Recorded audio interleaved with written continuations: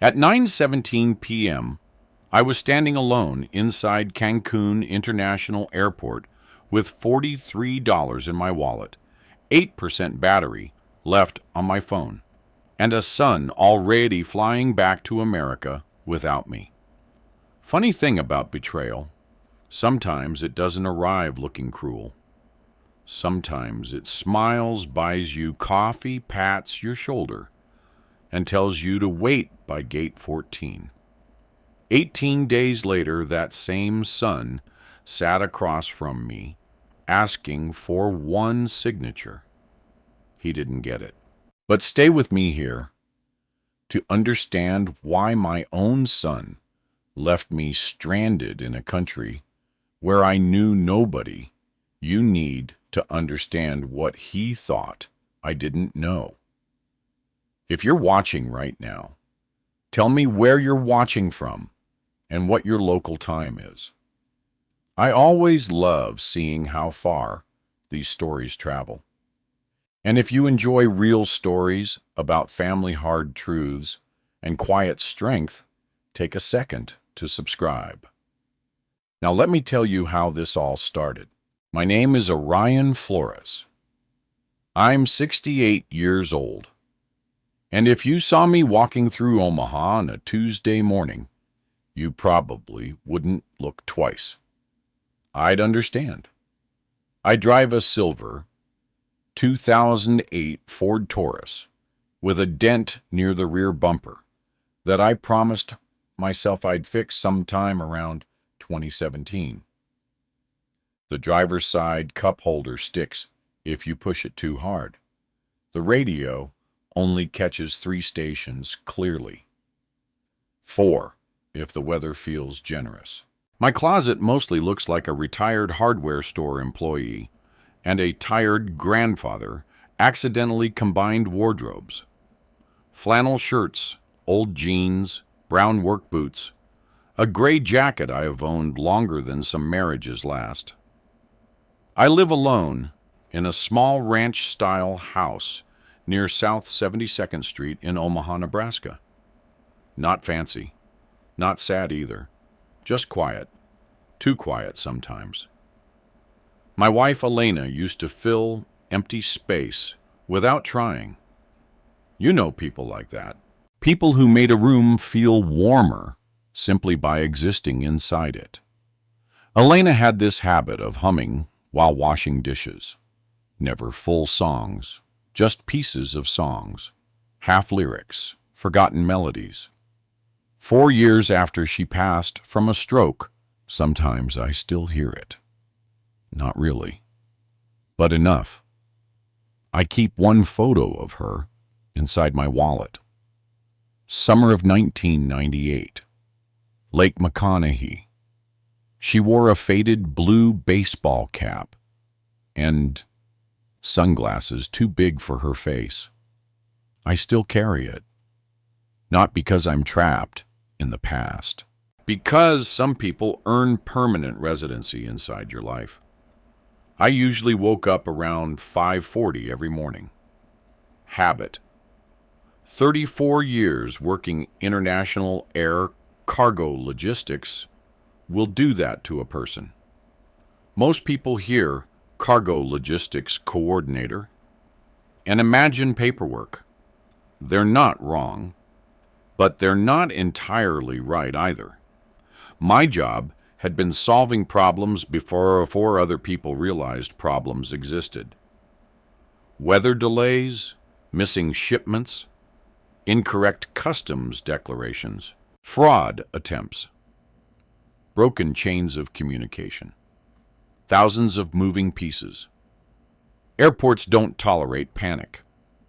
Neither does international freight. You learn to stay calm. You learn people lie. You learn documents tell stories people don't. Most importantly, you learn small mistakes become expensive disasters. That matters later. Pay attention to that part. Every Wednesday morning, I drove down to Lisa's Radial Cafe near Saddle Creek Road. Eggs, bacon, black coffee, the same booth, the same waitress named Janet, who still asked if I wanted extra toast, even though she'd known my order for 11 years. "Morning, Orion," she'd say. "Morning, Janet. Need more coffee?" Always. Routine becomes comforting when enough people disappear. My best friend, Gabe Ramirez, usually joined me Fridays. Gabriel Ramirez, 69. Retired trucking operations manager. Vietnam veteran. Professional complainer. Loyal friend. If sarcasm burned calories, Gabe would have disappeared entirely. He lived 15 minutes away, drove a dark green Chevrolet Silverado that somehow survived conditions no vehicle should survive. Coffee stains, fast food wrappers, fishing gear, one folding chair he'd been meaning to remove since 2014. "Your Taurus sounds worse every month," Gabe told me once. "Your truck sounds like mechanical depression." My truck has personality. Your truck needs therapy. That was Gabe. He believed emotional support included insults, especially insults. The Friday before everything changed, Gabe slid into our usual booth carrying his coffee. "You look tired," he said. "I am tired." "No," he pointed. "Different tired." I shrugged. "Didn't sleep great." "You sleeping enough?" "I'm 68. That's not an answer. That's the answer. He leaned back. "You hear from Adrian lately?" There it was. My son, Adrian Flores, 39 years old, Scottsdale, Arizona. Real estate. Luxury properties, modern suits, white teeth, confident handshake. The kind of man who spoke like every conversation secretly had investors listening. My son wasn't a bad man. Not then, not entirely. Life isn't that simple. Good people make ugly choices. Fear makes people selfish. Pride makes them dangerous. Adrian always wanted more. Better house, better neighborhood, better car, better title. When he was 14, he convinced himself everyone else had easier lives. When he was 24, he believed success fixed unhappiness. When he was 39, well, you'll see. "We talked last week," I told Gabe. "How's Arizona millionaire life? Busy. Meaning busy." Gabe sipped coffee. "You know what your problem is? I've been waiting years to find out. You still see 12-year-old Adrian?" "No, I don't." "Yeah, you do." "I don't." "You absolutely do." I smiled. "You're annoying." "I'm experienced." "That's just old age wearing confidence." "Careful." "I'm terrified." He pointed toward me. "Kid doesn't call enough." "He's busy." "Busy isn't the same as absent." "He's building something." "He should build a phone call." I looked away. Because sometimes friends accidentally hit places you've been quietly protecting. Adrian and I weren't broken, just distant. After Elena died, distance became easier. He visited less, called less. Life happened. Careers, marriage, schedules, people drift. That's normal. Right? That night, around 7:12 p.m., my phone rang. Adrian. I remember because I almost didn't answer. Not because I didn't want to, because I thought he'd call back. He usually didn't. "Hey, Dad." "Hey." "You busy?" "Watching television badly." He laughed. "I've been thinking." Never dangerous. "Funny." You called for a reason. Yeah. Silence. Small, uncomfortable. Then, I think we should take a trip. A trip? Yeah. Where? Cancun? I laughed. Actual laughed. Cancun, Mexico. Yeah. You hit your head. Dad, I'm serious. So am I. Why? Because... He stopped. I don't know. You don't know. I just thought maybe we should spend time together. I sat down slowly. Pay attention to this next part. Because this matters. My son wasn't emotional. Not openly. Not naturally. He loved people quietly, awkwardly. Distance was easier for him. Always had been. So, hearing him say he wanted time together, something inside me moved. Not healed. Moved. You serious? I asked. Yeah. When me? 3 weeks. Cancun? Cancun. Why Cancun? Because you've never been. I've been through the airport. That doesn't count. Technically counts. Dad. I'm kidding. You want to go? I looked toward Elena's photograph sitting beside my bookshelf. Funny. How people leave, but somehow still participate. Yeah, I said quietly. I'd like that. Good. We'll make memories. Memories. Strange word. Dangerous sometimes. After the call ended, I sat there another 10 minutes. Quiet. Hope can sneak up on older people. People think age makes disappointment easier. It doesn't. You just learn how to carry it better. I called Gabe. Adrian invited me to Mexico. Long silence. Why? There it is, I said. Why Mexico? He wants Father Woog time. Longer silence. You're suspicious. I'm realistic. You're impossible. You going? Yeah. You trust this, It's my son. Not what I asked. I stared out my window. Streetlights glowing softly outside. Nebraska cold, settling over quiet streets. No answer came. Because deep down, I think part of me already knew something felt wrong. I just didn't know how wrong. And I should have wondered why a man too busy for lunch suddenly had 4 days for Mexico. The first strange thing Adrian asked me about was my life insurance. Not exactly how I was doing, not whether my knee still hurt when Nebraska weather changed directions every 6 hours, not whether I'd finally fixed the Taurus. Life insurance, 3 days after he invited me to Mexico. Hey, Dad, he said over the phone Tuesday evening. Question? Dangerous start. Do you still have Mom's old paperwork? I leaned back in my recliner, football game, playing quietly in the background. Which paperwork or insurance stuff? What insurance stuff was estate planning? Why? Just wondering. You suddenly become a financial advisor.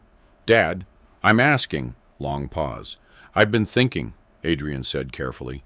You should probably organize everything. I have organized everything. Yeah, but older people sometimes... Careful? No, I mean... I know exactly what you mean. I'm trying to help. I know. And honestly, at first I believed him. That's the part people get it wrong about situations like these. They imagine betrayal arrives wearing a black hat. It doesn't. Usually, it arrives sounding responsible, helpful, practical, concerned. A week later, Adrian called again. Thursday, 2:16 p.m. I remember because I had just come back from Baker's grocery store on Saddle Creek Road and was carrying 2 bags into the kitchen. "You busy?" Adrian asked. "Depends. On what? Whether this becomes work." "Dad?" "Kidding, mostly. You still keep the paperwork in that filing cabinet." I stopped moving, slowly. "Yeah.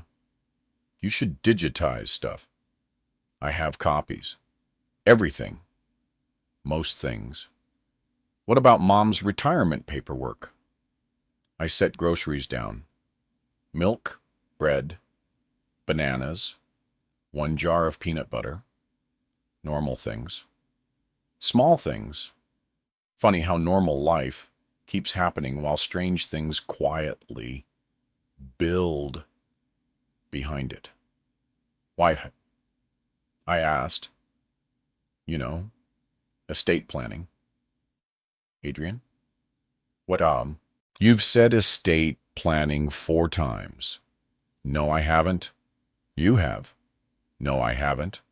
You literally just proved my point." Silence. Tiny. Almost invisible. But there. "Just trying to help," he said. "I know."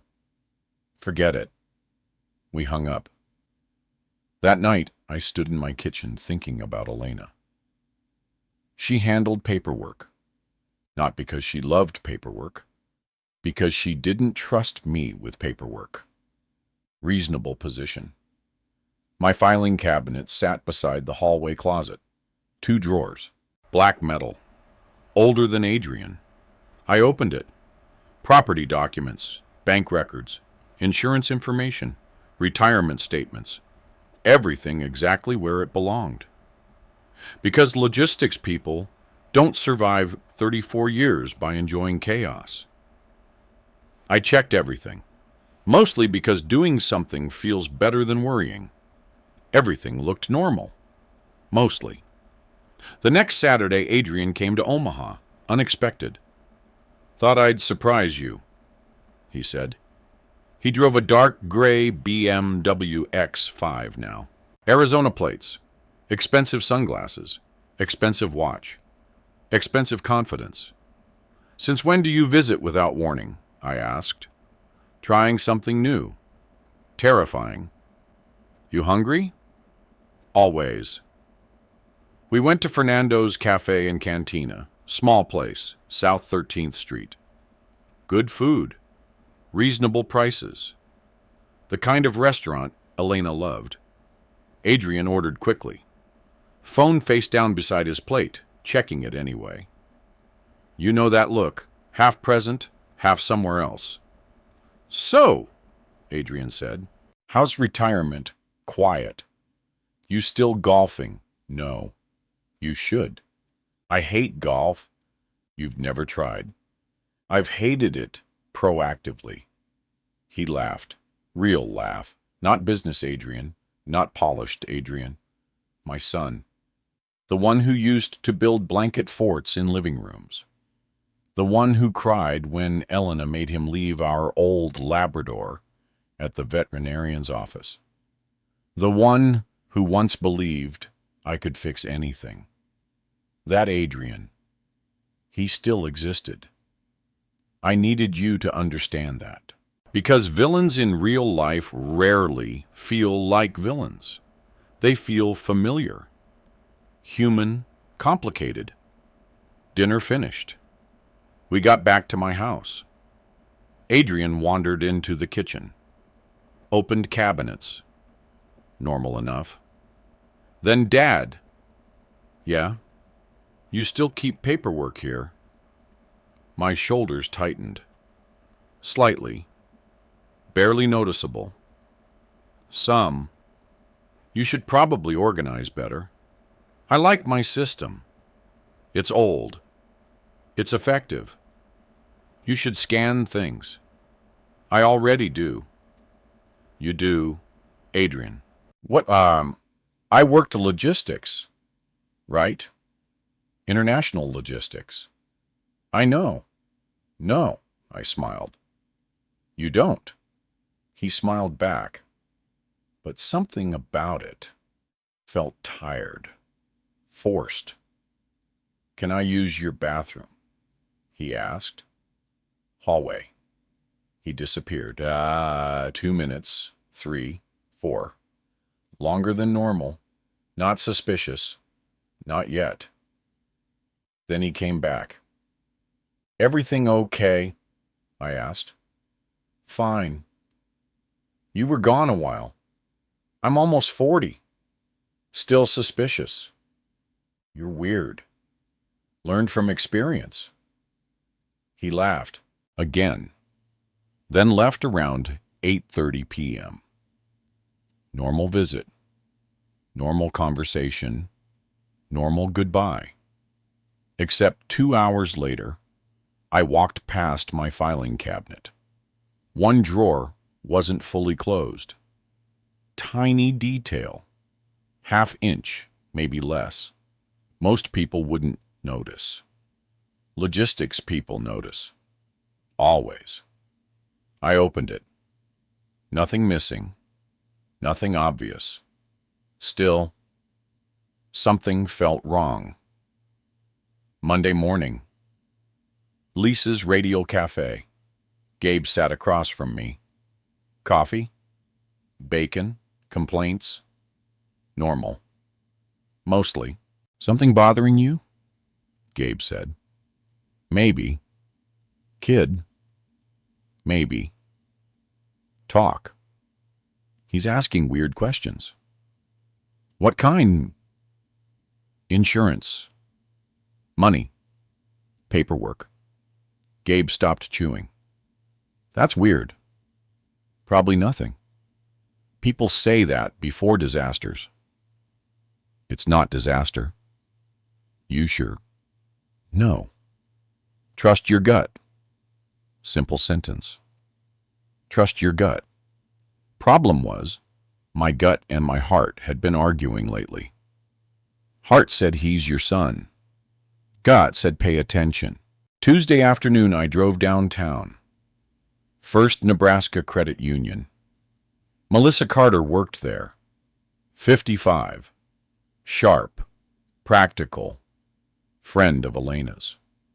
She hugged me when Elena died. Still checked on me sometimes. What brings you in? Melissa asked. Question. Dangerous. Apparently that's contagious. She smiled. What's up? Hypothetically. I hate hypotheticals. If someone tried accessing accounts unexpectedly, Orion. Hypothetically. Sure. What protections exist? 20 minutes later, account alerts. Additional verification, transaction notifications, small protections. Quiet protections. Melissa studied me. Something happened. No? You sure? No? She leaned forward. Orion? Yeah. You trust somebody less than before? Question landed hard.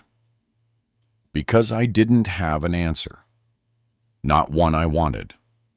That night I sat at my kitchen table, laptop open, scanner beside me, and for the first time I digitized everything.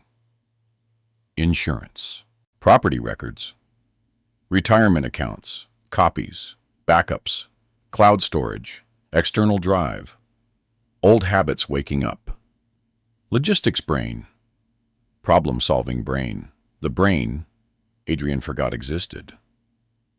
Or maybe never knew existed. Wednesday evening my phone buzzed.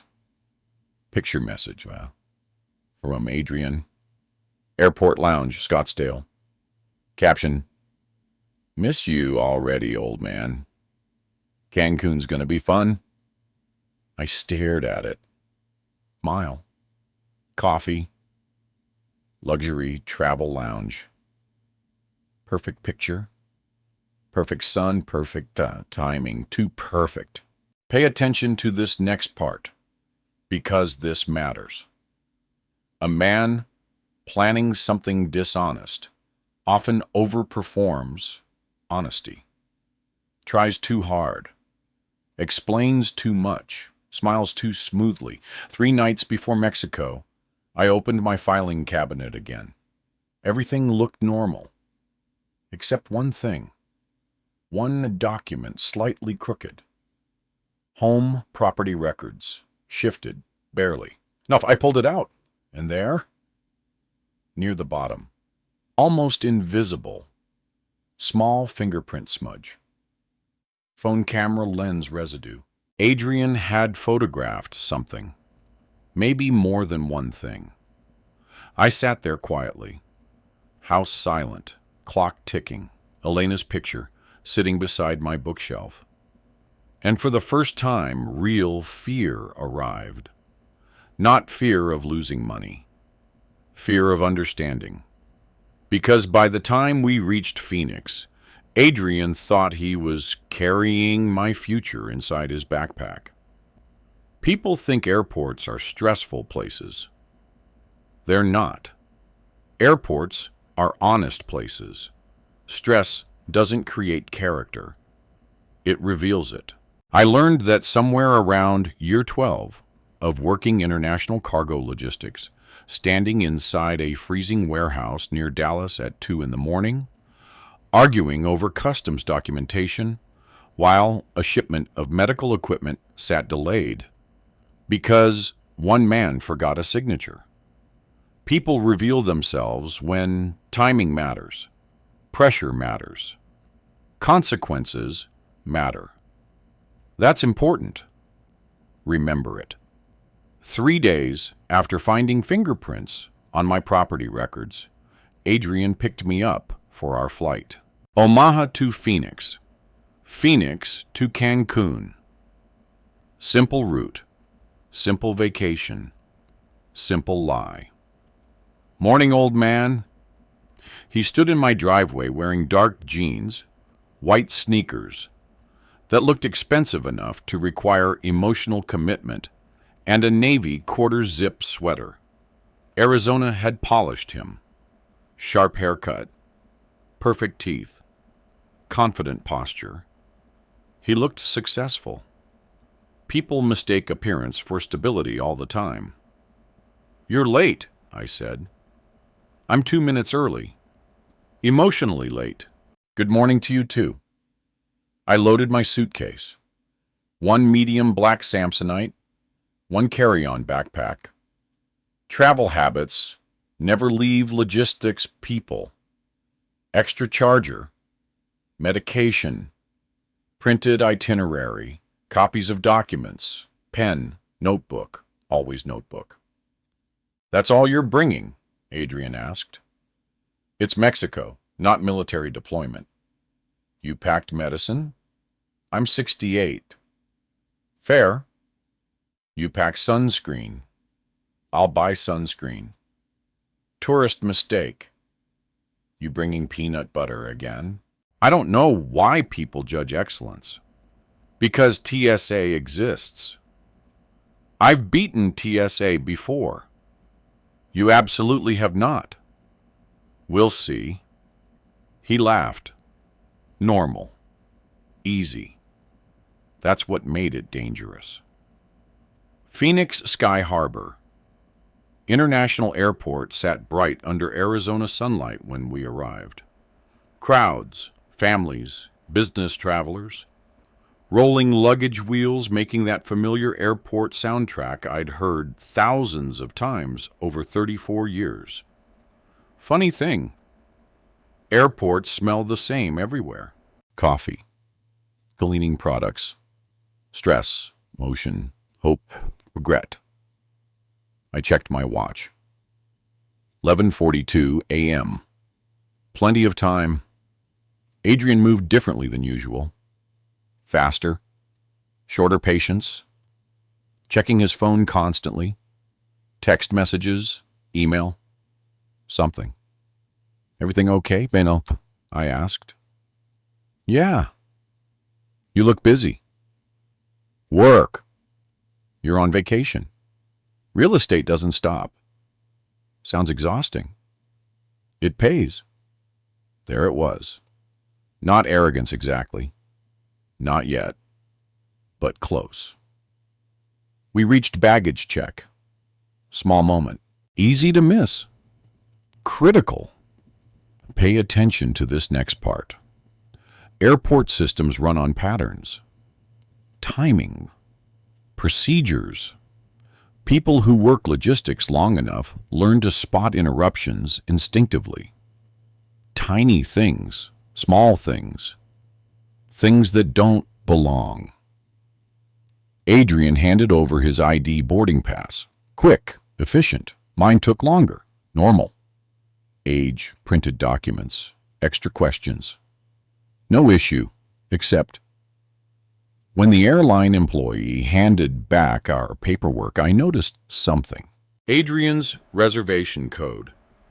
Different, not unusual by itself. Groups sometimes book separately.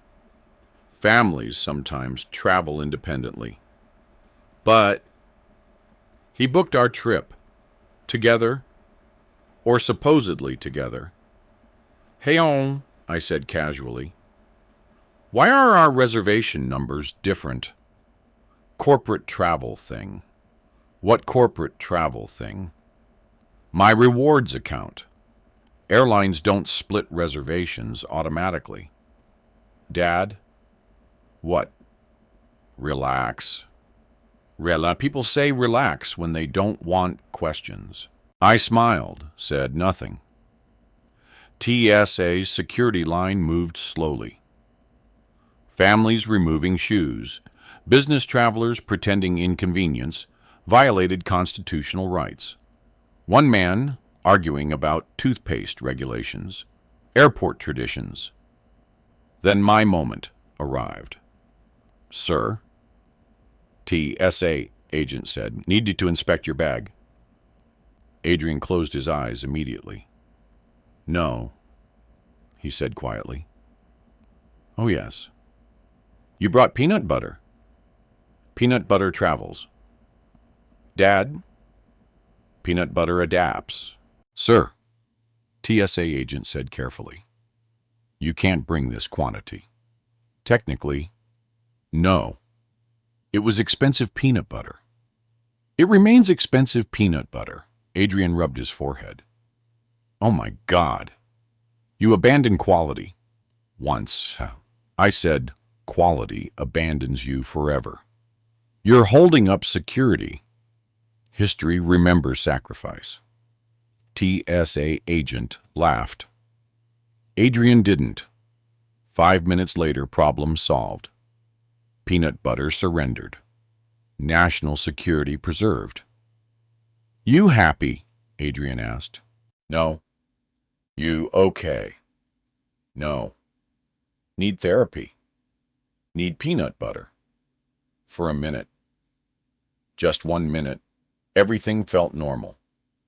Father, son, travel, jokes, almost enough to fool me. Almost. We found seats near gate B21. Flight delayed 28 minutes. Weather near Mexico. People complained. Naturally. I watched, observed. Habit.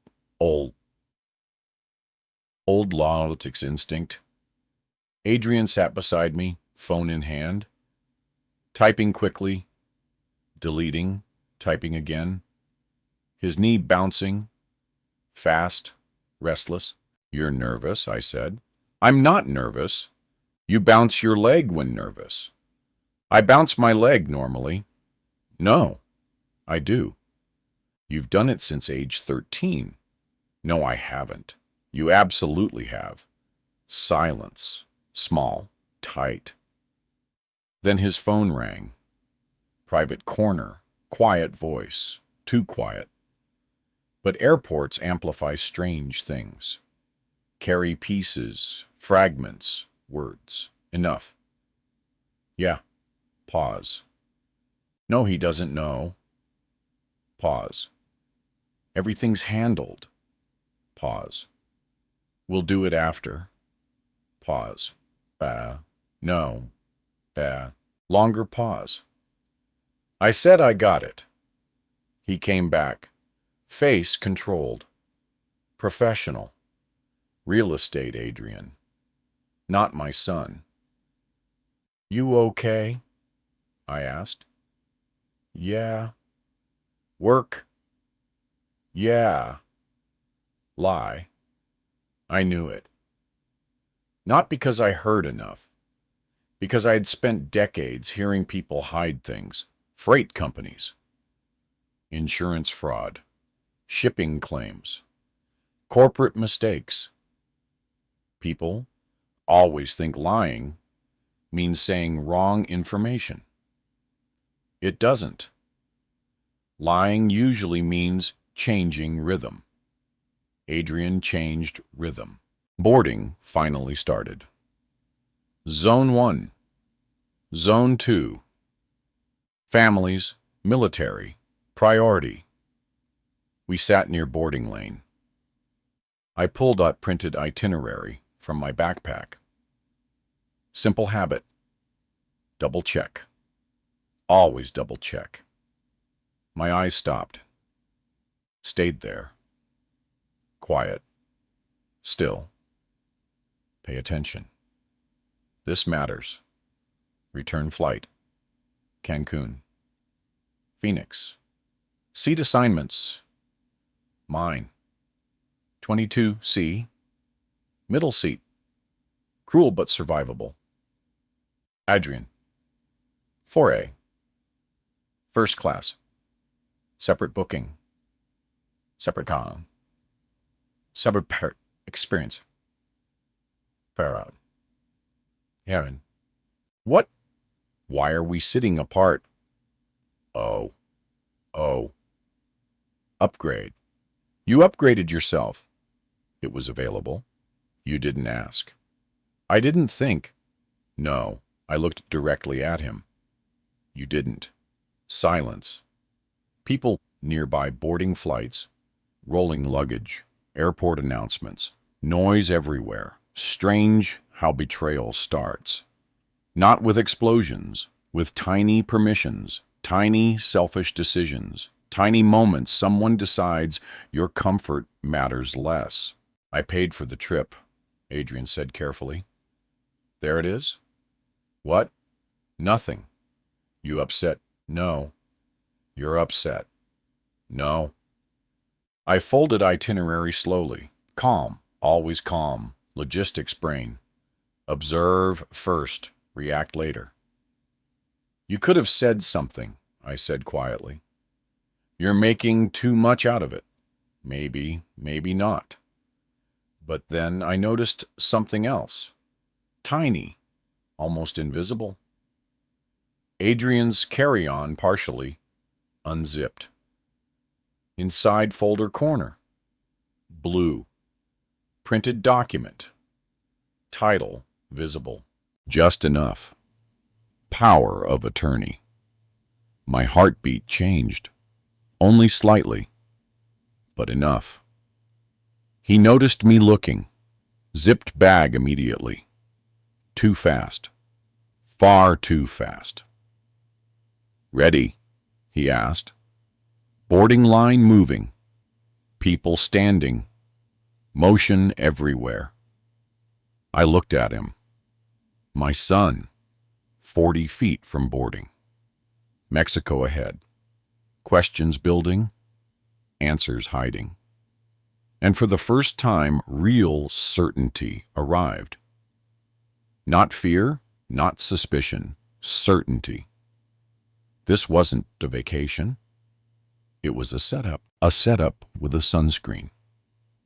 Cancun looked exactly like the kind of place people imagine when life feels heavy. Blue water, bright sun, palm trees moving lazily under warm wind. Tourists wearing sunglasses expensive enough to pay a utility bill. Perfect weather, pretending perfect people existed.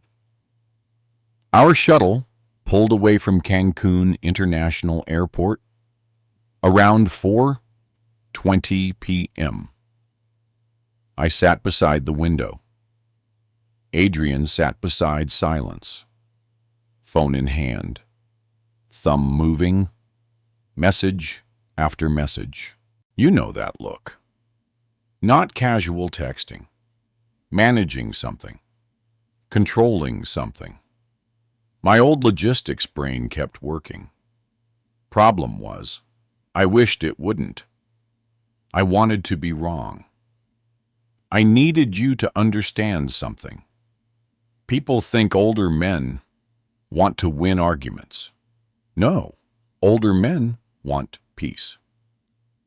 We want to believe our children became good people, even when evidence starts asking uncomfortable questions. Hotel looks nice, I said. Yeah. How long did you plan this? Couple months. Expensive. I'm doing okay. You always say that when you're not. He smiled. Small, controlled. Dangerous thing about fathers. We notice changes, even when we pretend not to. Our resort sat near Hotel Zone, oceanfront property. White stone walkways. Tall glass lobby. Cold air conditioning powerful enough to make Nebraska feel tropical. A young employee greeted us. Welcome to Playa Vista Azul Resort. Thank you, Adrian said quickly. Too quickly. He wanted movement. No delays, no conversation, no opportunities. Passport, please. We handed them over, computer typing. Reservations pulled up. Then small thing, tiny thing, important thing, pay attention. The woman looked confused. Sir, she said. Question. Adrian stiffened. Barely. But enough. Yes, Adrian said. Two separate, permanent methods. Correct. Two reservations.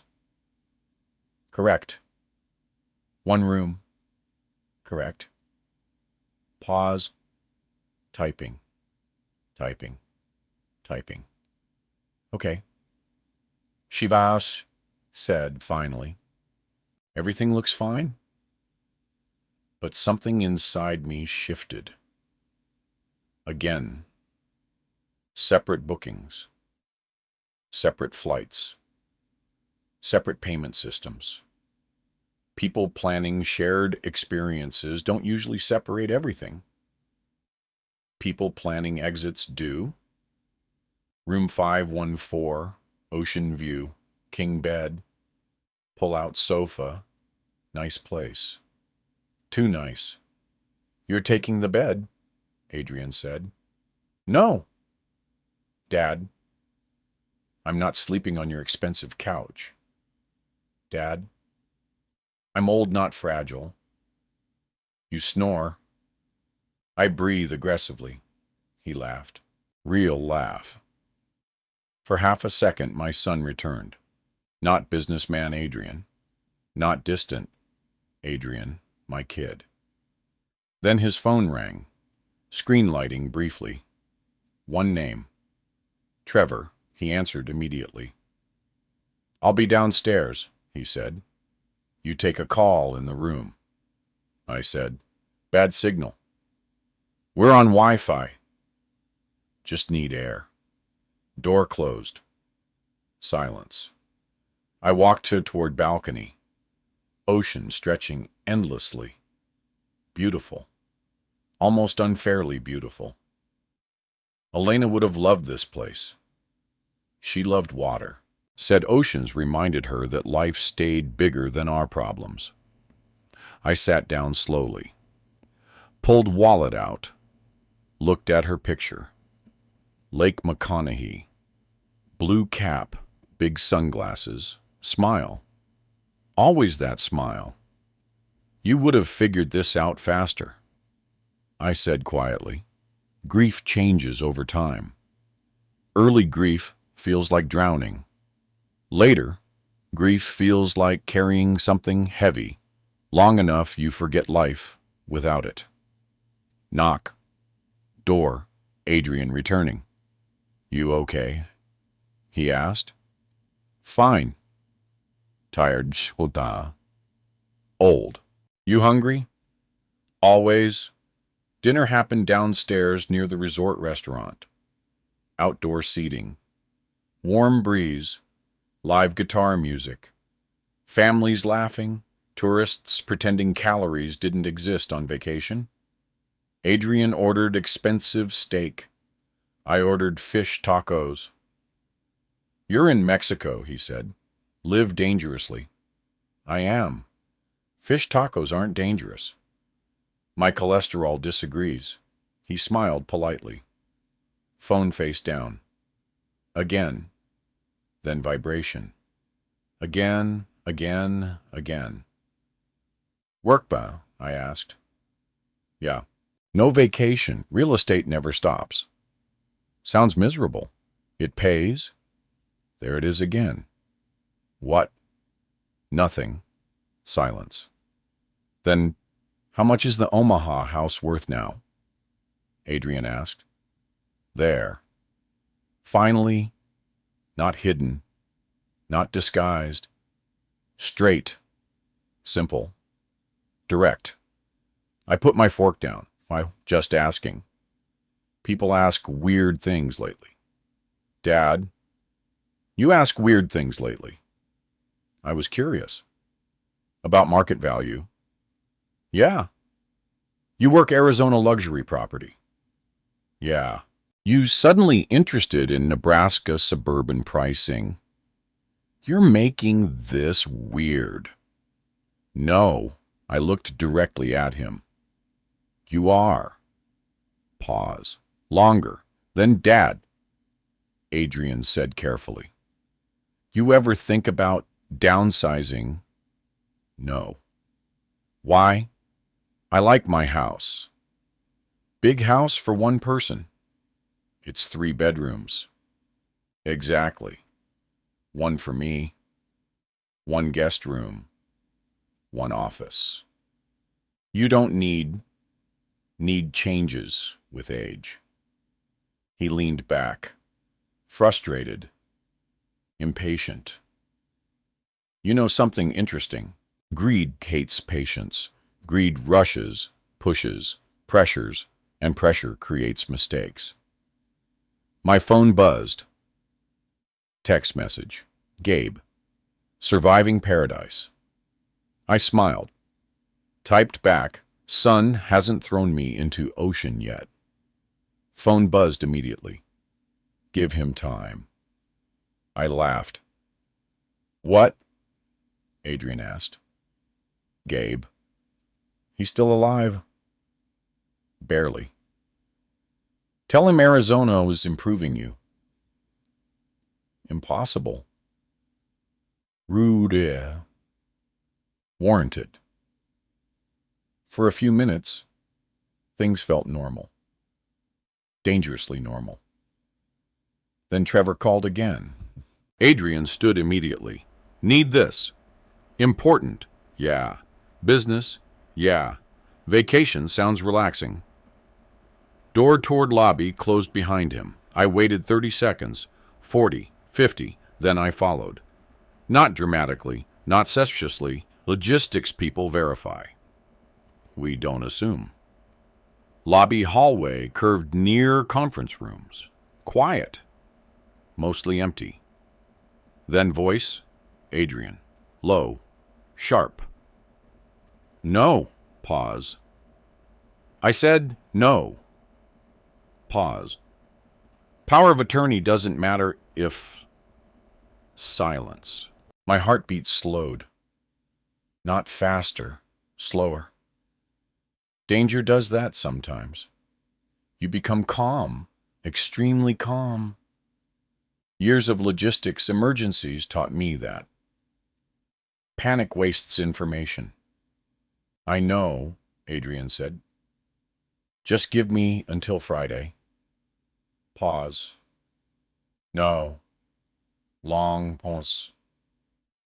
He trusts me. Pause. He won't fight it. Every word landed heavier.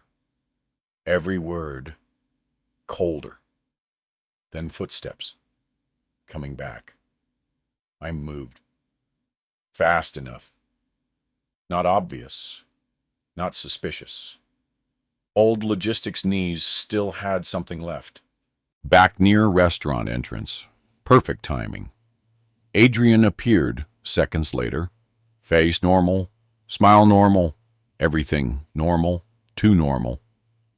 You okay? I asked. Fine. Business emergency. Small thing. You seem stressed. I'm fine. Lie. Obvious lie. Professional lie. Polished lie. Back upstairs later. 11:18 p.m. Ocean outside. Dark. Quiet. Adrian showering. Phone charging beside bed. Screen lit briefly. Trevor. Message preview. Short. Simple. Enough. Need documents before Saturday. Documents. Not money. Not contracts.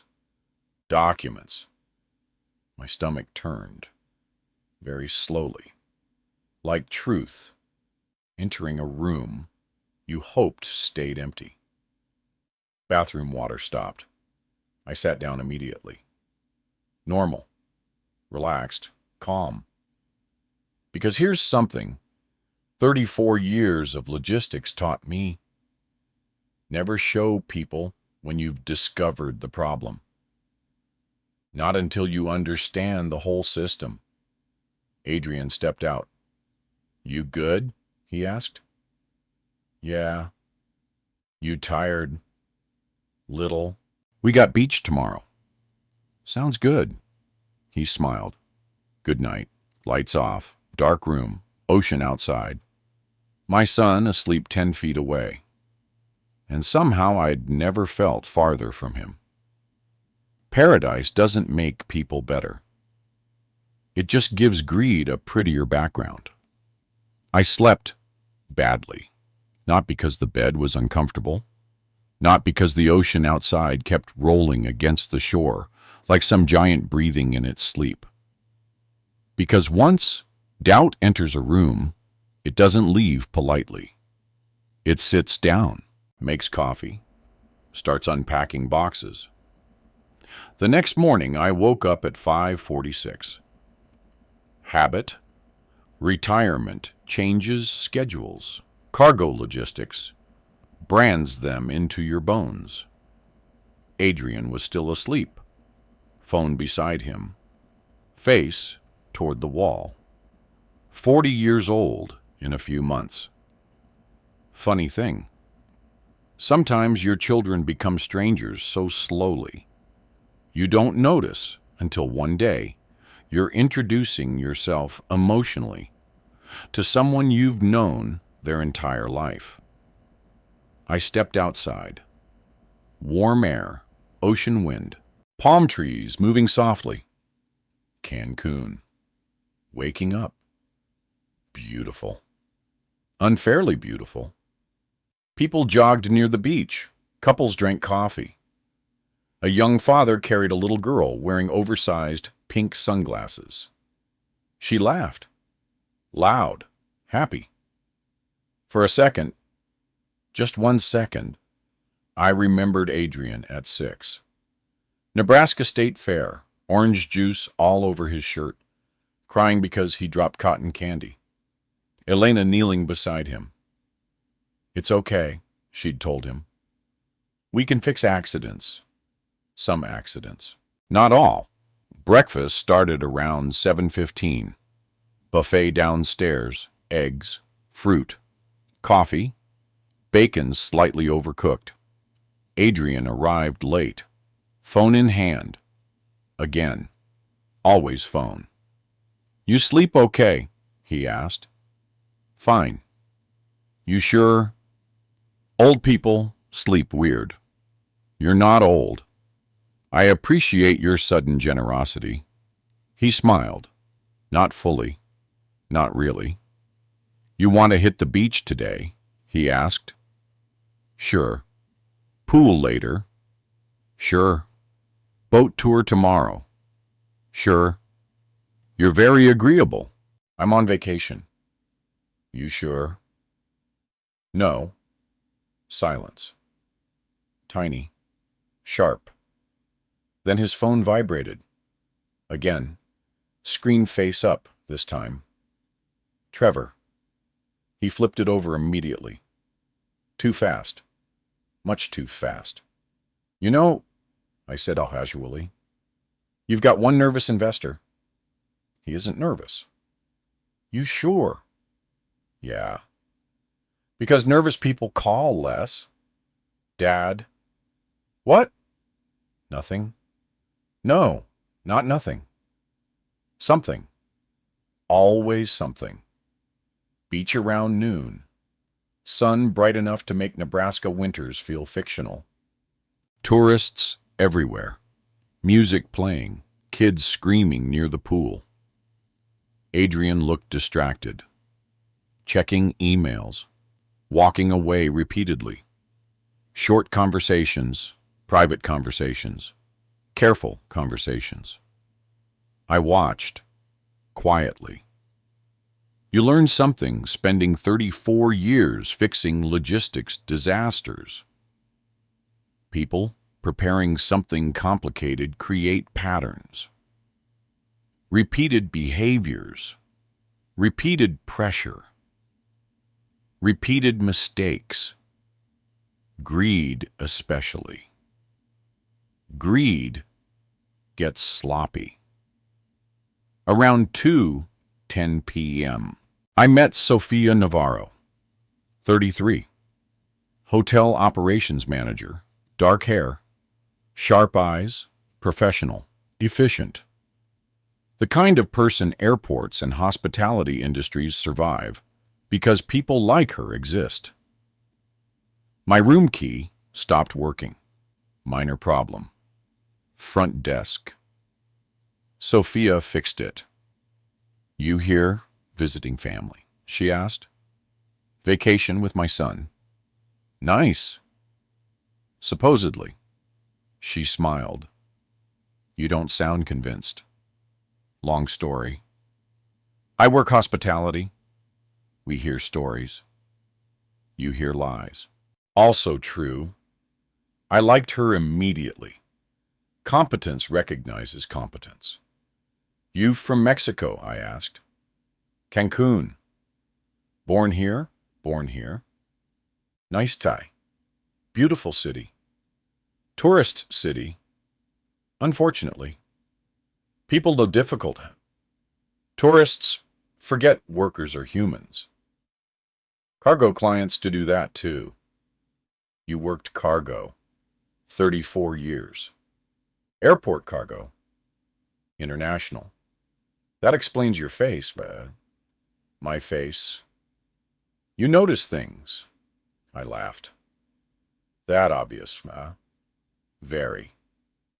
Smart woman. Pay attention. People matter later. Sophia mattered later. Around 4:40, Adrian disappeared again. Conference room hallway. Phone.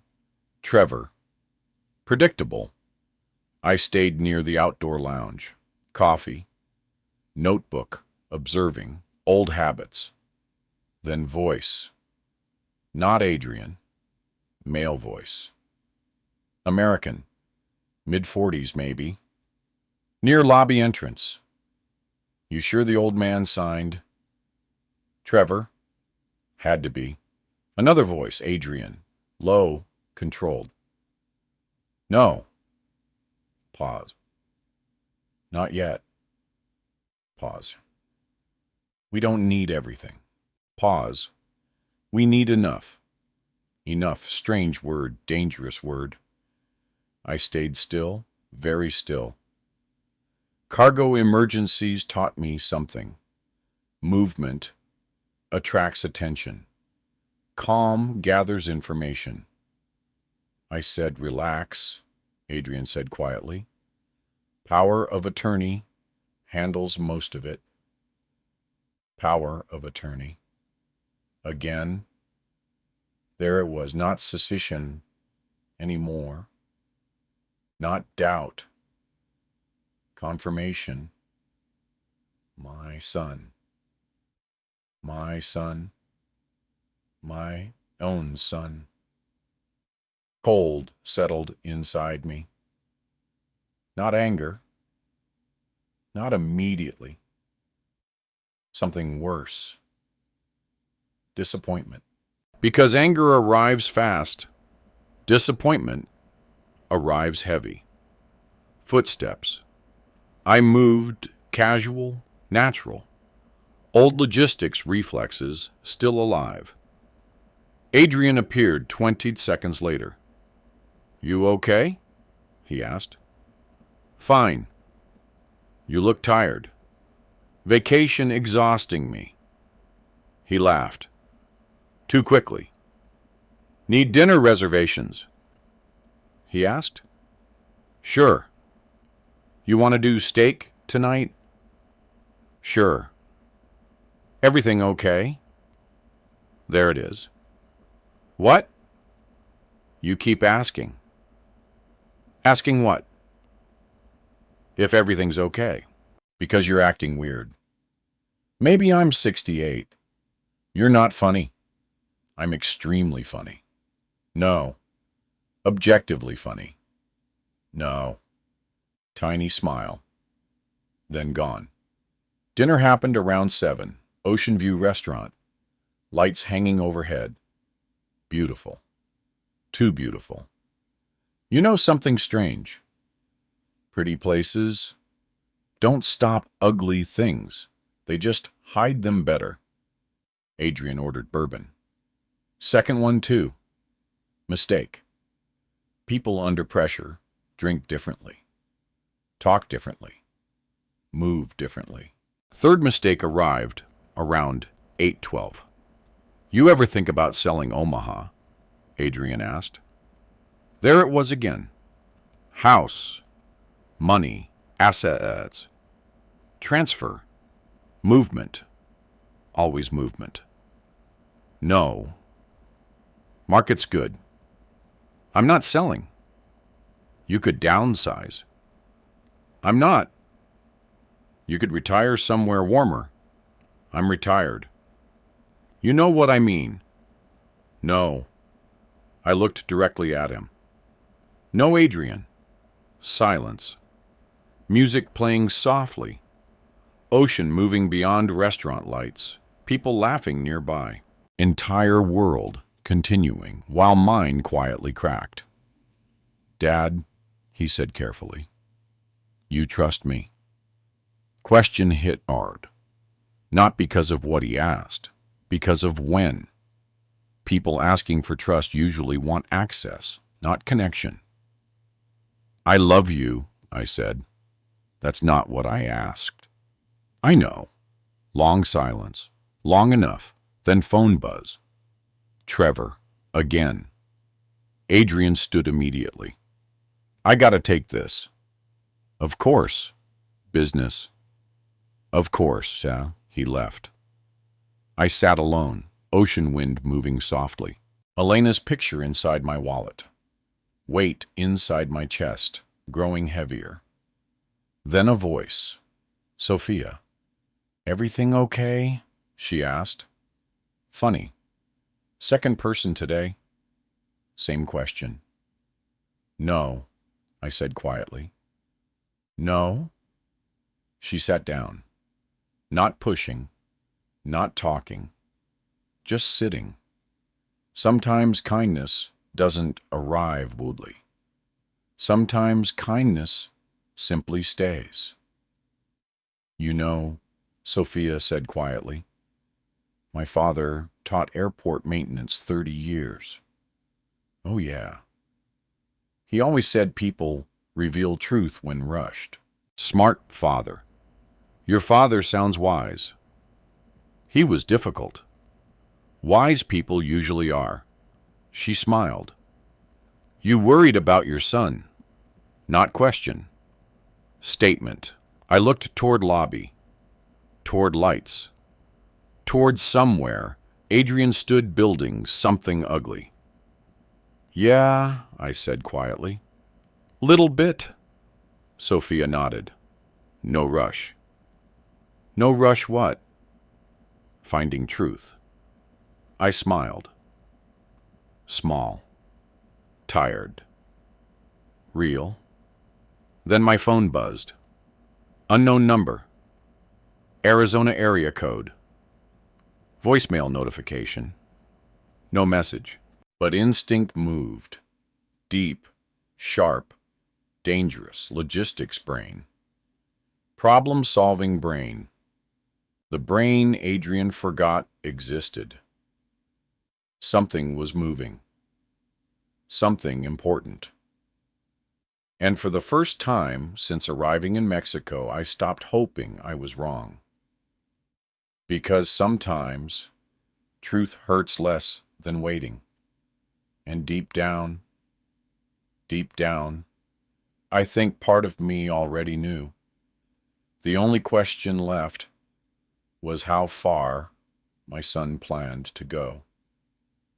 The morning Adrian abandoned me started beautifully, which somehow made it worse. Sunlight poured across Cancun like the universe had decided optimism deserved good lighting. Ocean waves rolled softly toward shore. Tourists laughed. Someone nearby spilled orange juice and apologized like civilization still worked. Life looked normal. That's the dangerous thing about disasters. Most of them begin on ordinary mornings. I woke up before Adrian. 6:03 a.m. Habit, always habit. The room felt different. Subtle. Small. You learn something working logistics long enough. Systems communicate problems quietly before they fail loudly. A missing document. A changed route. An unusual delay. Human beings work the same way.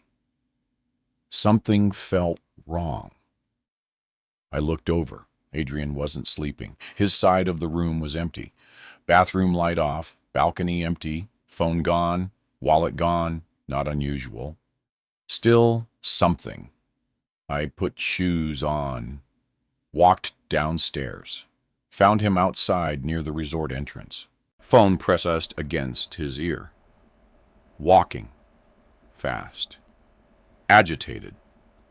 Just do it, he said quietly. Pause. No. Pause. I said no. Pause. Everything changes once we're back. Back.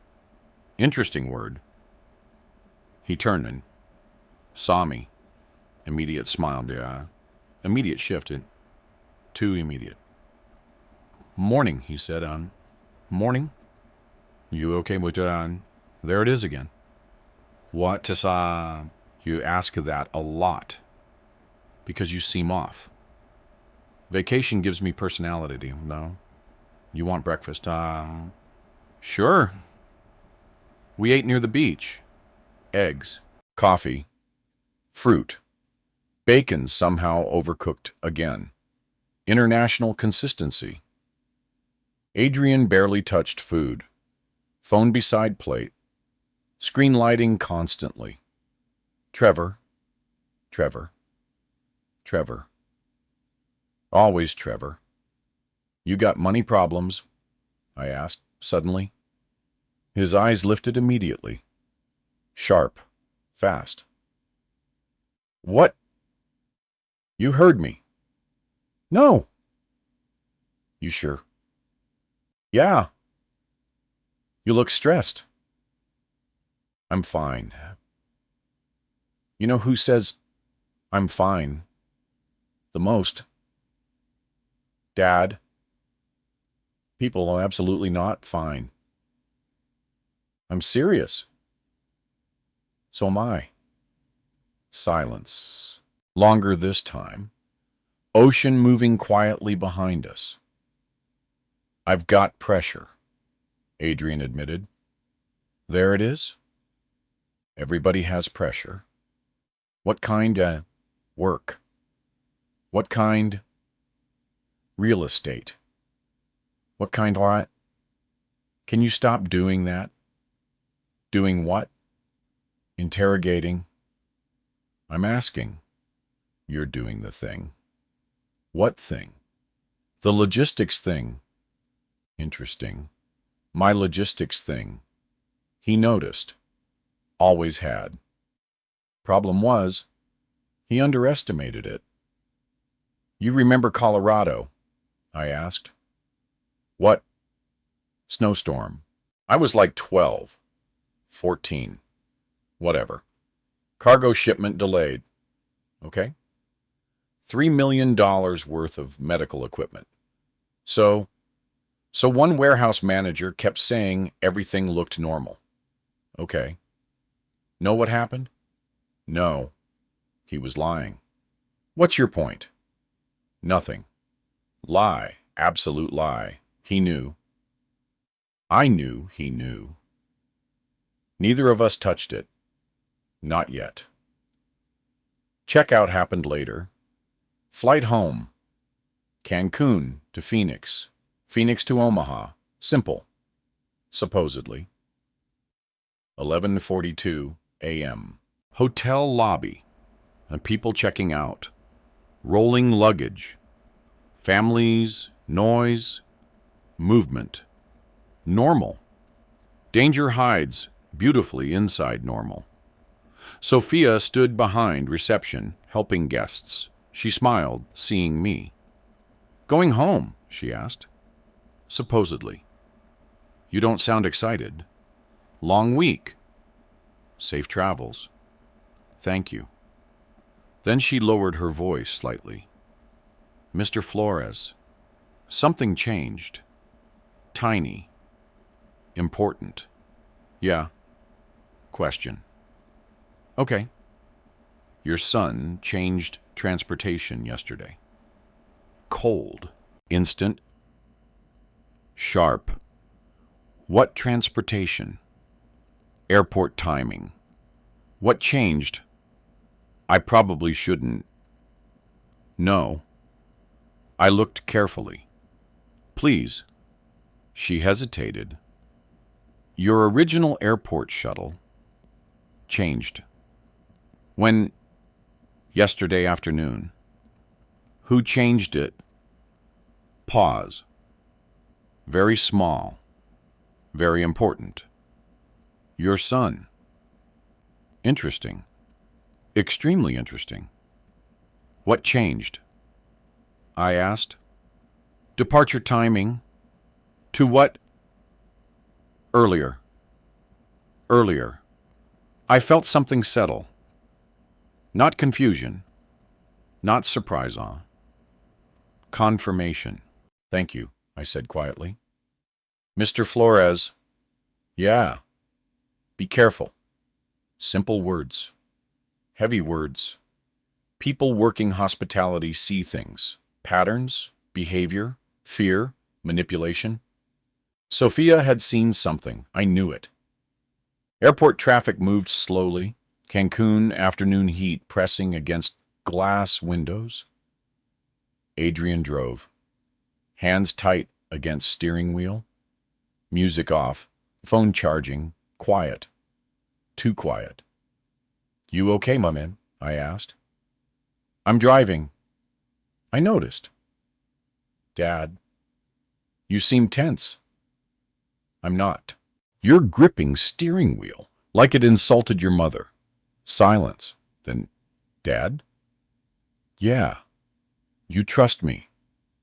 Again, same question, different pressure, different timing, more dangerous. I love you, I said quietly. That's not what I asked. I know. He exhaled slowly, frustrated. Airport appeared ahead. Cancún International. Terminal 3. People moving. Cars unloading. Normal. Everything painfully normal. We unloaded bags. Adrian moved fast. Too fast. Airport timing matters. Always matters. Cargo taught me that. People rushing create mistakes. Mistakes create evidence. Check-in counters crowded. Movement everywhere. Announcements overhead. Spanish, English. Noise. Systems, barter. My world. The one Adrian forgot belonged to me. He handed me paperwork. Need you to wait here. Why, Mal? Problem. What problem? Reservation issue. What issue? Computer thing. Oh, computer thing. Dad? No. What? No. No what? No vague answers. I'm handling it. Handling what? Please, please. Interesting word. Dangerous word. He looked nervous. Actually nervous. Leg bouncing. Fast. Like Phoenix. Like pressure. Like truth. I'll fix it, he said. Just stay near gate 14. How long? 10 minutes.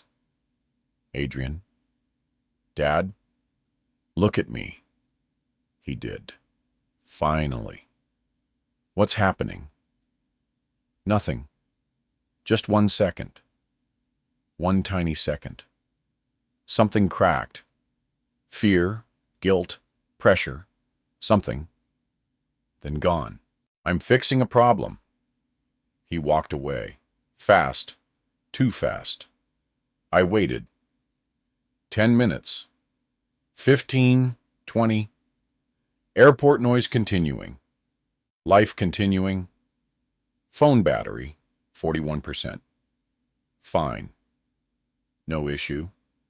25 minutes. 30. I checked flight board. Phoenix. On time. Gate changed. Not 14. 22. Interesting. Very interesting. I walked. Slowly. Calm. Always calm. Gate 22. People boarding. Families. Business travelers. Movement. Order. Then I saw him. Adrian. Standing boarding line. Back toward me. Bag over shoulder. Passport ready. Alone. Completely alone. My stomach dropped. Not dramatically. Quietly. Like truth. Finally sitting down. I walked closer. Adrian? Nothing. Adrian? He turned. Face? Shock. Pure shock. Then something worse. Acceptance. Gate changed, I said quietly. Silence. You forgot to tell me, son. Silence. And Adrian? Dad? What's happening? Long pause. Long enough, dangerously long. Then, words. Quiet. Controlled. Cold. Your reservation got canceled. What? I'm fixing it. You're boarding. I have to. What? Dad? No. Heart beating slower. Not faster. Slower. Cargo brain. Problem-solving brain. The brain he forgot. You're leaving. No. Don't. I'm not. Adrian.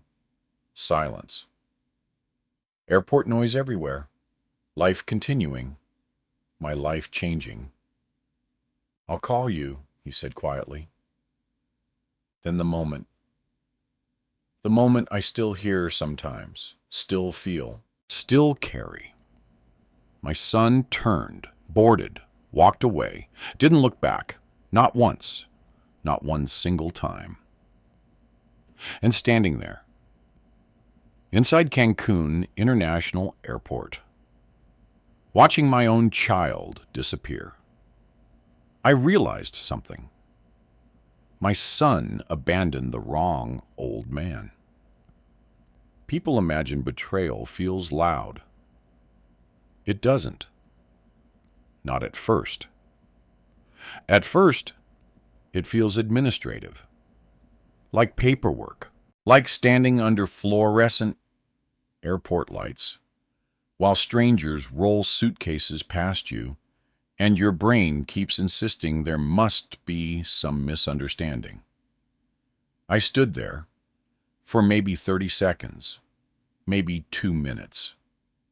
Hard to say. Time behaves strangely when your life changes direction without permission. Gate 22. Cancún International Airport. 2:41 p.m. My son gone. Just gone. No dramatic argument. No screaming. No apology. No explanation worth remembering. Just absence. And absence can be louder than anger. I looked toward the boarding bridge. Nothing. People still moving, families laughing, airport announcements continuing. Life refusing to pause because mine had. My phone buzzed. Message, Adrian. 3 words. Don't make this harder. That was it. No dad. No explanation. No apology. No plan. Just instructions. Funny thing. Men like Adrian start giving instructions when they know they've done something wrong. Control becomes comfort. My hands felt cold. Not panic. Not yet. Something sharper. Clarity. I opened airline app.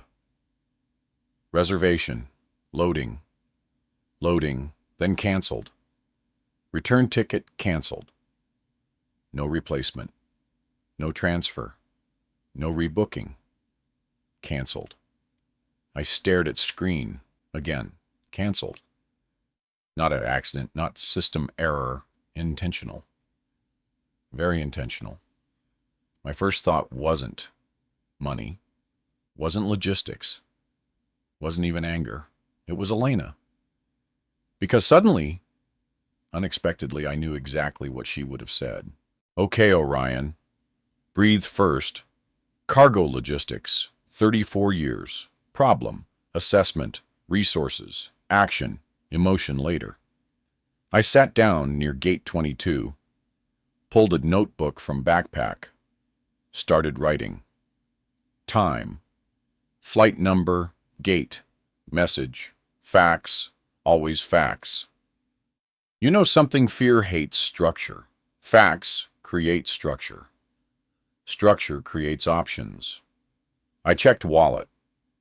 $43 cash, 2 credit cards, driver's license, passport, medication, phone charger. Good. Backpack inventory complete. Problem 1. Flight gone. Problem 2. Unknown plan. Problem 3. My son. Phone battery. 31%. Fine. Not ideal. Fine. Call 1. Gabe. Ring. Ring. Answer. Orion Flores. Gabe. You sound weird. I'm in Cancun. I know. No. Silence. What happened? Adrian left. Pause. Long pause. Dangerously long pause. What? He boarded. What? Without me. What? I appreciate commitment to repetition. What happened? I think my son stranded me in Mexico. Silence. Then no. Yes. No. Helpful. No, Orion. Gabe. No. Airport noise behind me, rolling luggage. Announcements, normal world. Completely abnormal life. Talk, Gabe said. So I did. Everything. Power of attorney, Trevor, documents, flight, cancellation. Silence afterward. Heavy silence. Then, oh, that stupid son of a... Gabe. No. Gabe. No. People glanced at me. Fair. Volume issue. Listen carefully, Gabe said. Okay. You panicking? No. Lying? No. Good. You taught me better. Good. Need help? You got help. Simple. Immediate. No hesitation. Friendship should feel like that. Like gravity. Reliable. First, Gabe said. Money. I'm okay. No. I'm okay. No. I have cards. He canceled flight. He didn't cancel my bank. You sure? Silence. Interesting silence. Dangerous silence. Problem-solving brain activated fully. Call Melissa, Gabe said immediately. Melissa. Bank. Of course. Good call. I know. You're annoyingly useful. I know. Call 2, Melissa Carter. Voicemail. I hung up. Texted. Need immediate call. Urgent. 3 minutes later. Phone rang. Orion. Melissa. Everything okay? No. Tell me. I did. Short version. Practical version. Logistics version. Okay, aunt, she said immediately. Question. Okay.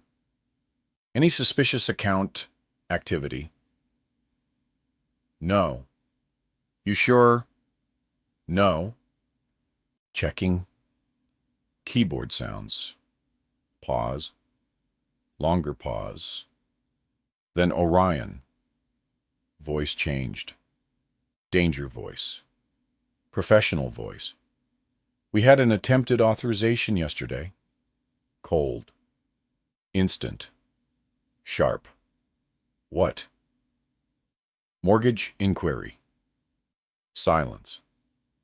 Actual silence. Airport noise disappearing. Everything narrowing. What? Property verification request. House. Nebraska. House. Who? Can't say fully over phone. Melissa. Orion. Melissa. Long pause. Arizona. Arizona. Of course, Arizona.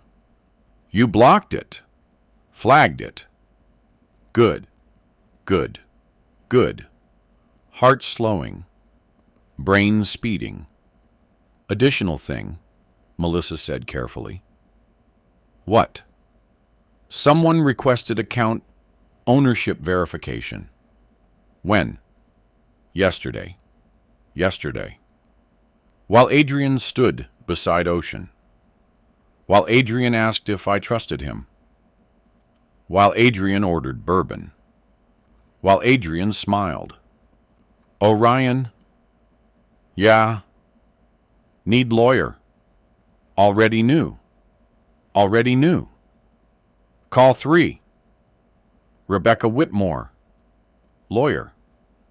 Elena's old friend. No answer. Voicemail. Message left. Short. Urgent. Practical. Cargo brain. Movement. Action. Systems. Then battery. 20%. Fine. Need charger. Need outlet. Need plan. I stood. Moved. Ward. Customer service. Airports operate through systems. Systems create records. Records create evidence. Evidence creates leverage. Customer service line. 20 minutes. Worth it. Reservation canceled, airline employee said. By authorized traveler. Who? Cannot disclose. Actually, I said carefully, you can disclose if authorized party affected reservation. Years logistics. Policies matter.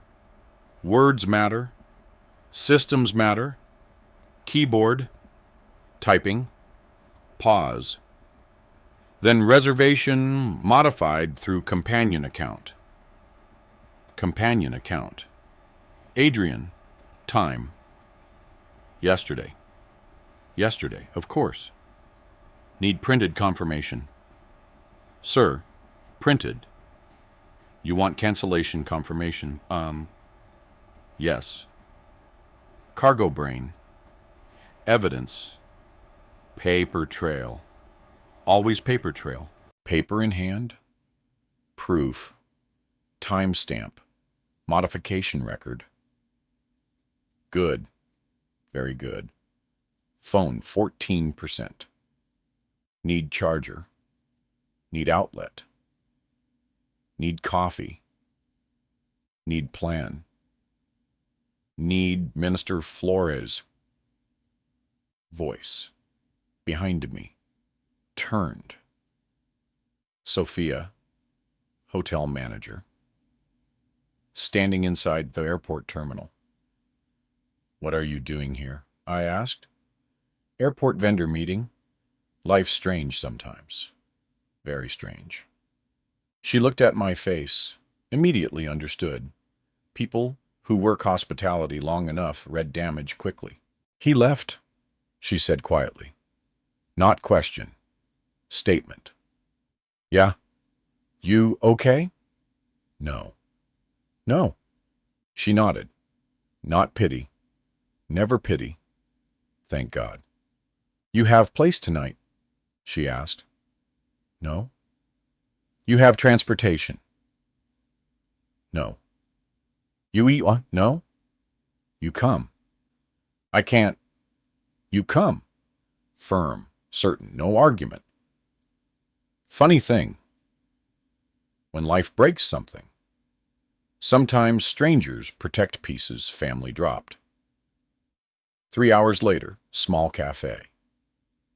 Near airport business district. Chicken soup, coffee, phone charging, battery climbing, human dignity returning slowly. Sophia sat across from me, quiet, respecting silence. Good people know silence isn't empty. Can I ask something? She said. Sure. Why didn't you panic? I smiled. Small, tired, and cargo logistics. What? Spent 34 years solving disasters. You don't seem shocked? Oh, no. I looked down quietly. I am. Because here's truth. Real truth. My son stranded me. But that wasn't worst part. Worst part? He thought confusion would stop me. Age would stop me. Distance would stop me. He forgot something. I didn't survive 34 years, moving freight across countries by falling apart inside airports. And while Adrian slept peacefully somewhere above the Gulf of Mexico, flying home, believing he'd buried me under confusion, I was building something stronger than anger. I was building evidence. People think revenge starts when anger arrives. They're wrong. Real revenge starts when emotion leaves. Not forever, just long enough for thinking to come back. I got 3 hours of sleep that night, maybe 4. Sophia helped me find a small business hotel near the airport. Nothing fancy. Cream-colored walls, air conditioning that sounded like an old lawnmower fighting personal demons. One lamp, one desk, one bed, 2 tiny bottles of shampoo somehow designed for people with exactly 3 hairs. Perfect.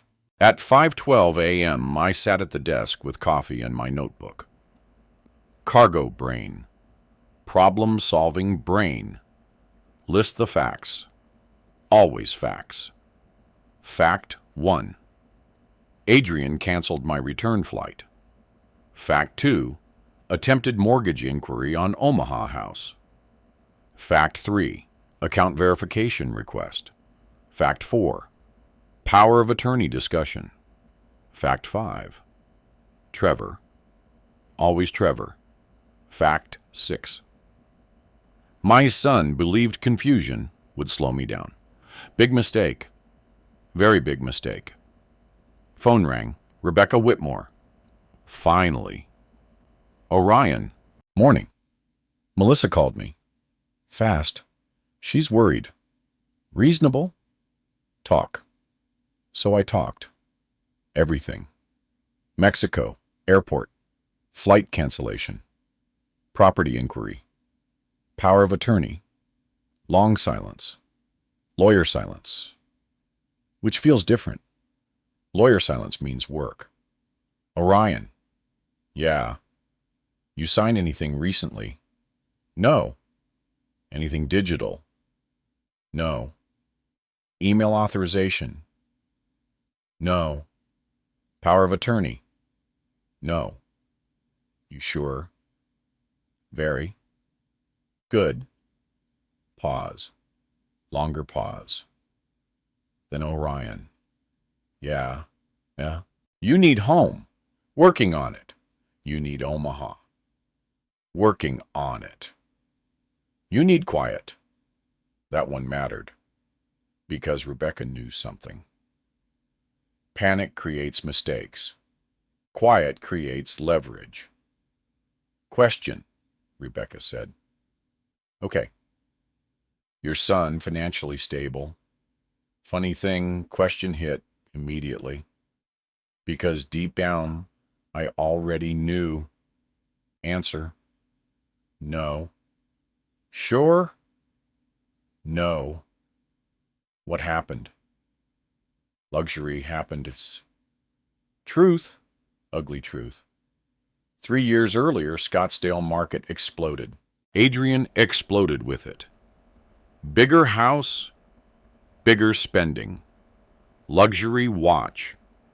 BMW. Golf memberships, business dinners, appearance, success theater. Real estate creates dangerous illusions sometimes. Money arrives fast. People think it stays forever. Rebecca interrupted thought. Need bank records. Okay.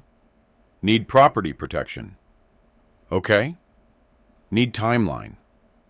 Already making one. Small silence. Then, there he is. What? Cargo Orion. Cargo Orion. Elena used to call him that too. Version of me emergencies woke up.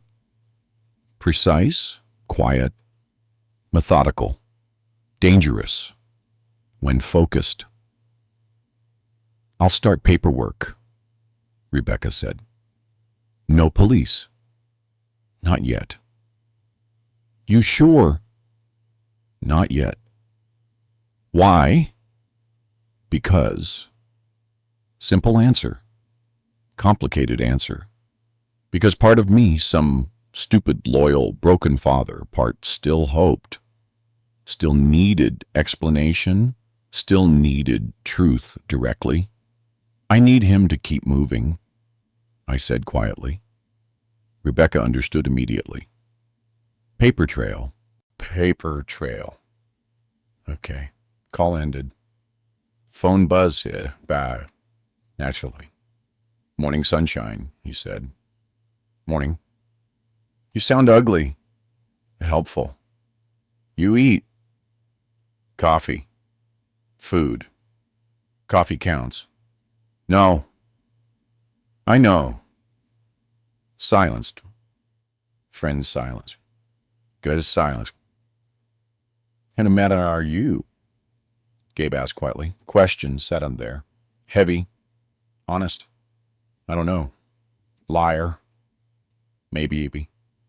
You crying? Oh, no. Liar. Well, little. Good. Good. Means you're home and no. Silence. Airport hotel. Air conditioning growling nearby. Cheap coffee cooling beside notebook. Life strange. Very strange. You know, worst part? I asked. What? He looked scared. Pause. Not guilty. Scared. Difference matters? Yeah. Means pressure. Pressure. Interesting word. Pressure creates mistakes. Always. Gabe spoke quietly. You think somebody pushing him? Trevor. Investor guy. Yeah. Money. Probably. Debt wall. Probably. Greed. Definitely. Silence. Then, still your kid? Gabe asked. Question hurt because answer complicated. Yeah, I said quietly. Still my kid. 2 days later, Omaha. Finally. 30 pas, exhausting hours. Flight delays, airport coffee expensive enough to qualify as financial crime. One missed connection. One sleeping airport chair experience I do not recommend. Home. Nebraska cold. Beautiful cold. Driveway. Ford Taurus. Home. My house. My quiet. My grief. My life. Nothing looked different. Everything felt different. Rebecca arrived next morning. 11 a.m. Sharp suit, folder, coffee, lawyer energy. Okay, she said. We work. Kitchen table. Paperwork, timeline. Evidence. Systems. Cargo brain alive fully now. Mortgage inquiry. Blocked. Good. Account verification. Flagged. Good. Property records. Protected. Good. Then bad. Rebecca removed papers slowly. Very slowly. Orion. What? We found something. Cold. Immediate. Sharp. What? Draft power of attorney documents. No. Arizona law formatting. Property authorization language. Transfer permissions. Signatures missing. But names present. Mine. Adrian's. Trevor Bishop. Trevor again. You sure? I asked quietly. Rebecca slid document forward. There. Black ink. Paper. Truth. You know, strange thing. Sometimes proof hurts worse than suspicion. Because suspicion leaves room. Proof closes doors. He never filed these, Rebecca said. Well, not completed. Yet? Yet. Terrible word. He needed signature, Rebecca said quietly. He needed access. He needed me. Yes. No, not needed, used. Difference matters. Pay attention. People manipulating family weaponize trust. Not because trust weak, because trust valuable. Afternoon, 3:46 p.m. Phone rang. Adrian. Of course. I stared at screen. Long time. Very long time. Rebecca watched quietly. You answering? She asked. Yeah. Speaker. No. Orion? No. This father thing going kill me? Probably. Answer. Hey, Dad. Normal voice, normal tone, almost impressive. Hey. You home? Yeah. You. Okay. There it was. Question. Always question. Fine. You made it okay? Yep. Good. Silence. Small. Careful. Dangerous. You scared me, Adrian said quietly. Interesting. Very interesting. You disappeared. No, I didn't. You left. Difference matters. You canceled my ticket. Silence. Tiny. Sharp. I explained. No. I had to. No. Dad. No. Silence. Breathing. Pressure. Beautiful pressure. I panicked, Adrian said quietly. Truth. Tiny truth. Finally. About what? Long pause. Long enough. Then money. There. Finally. And I'll crack. Truth entering room. How bad? I asked. Silence. Long. Dangerous. Bad. How bad? Dad. That's bad. Really bad. First honest thing he'd said in weeks. Maybe months. Maybe longer. Come see me, I said quietly. What? Come Omaha. Dad? Come see me. Silence. Then, okay.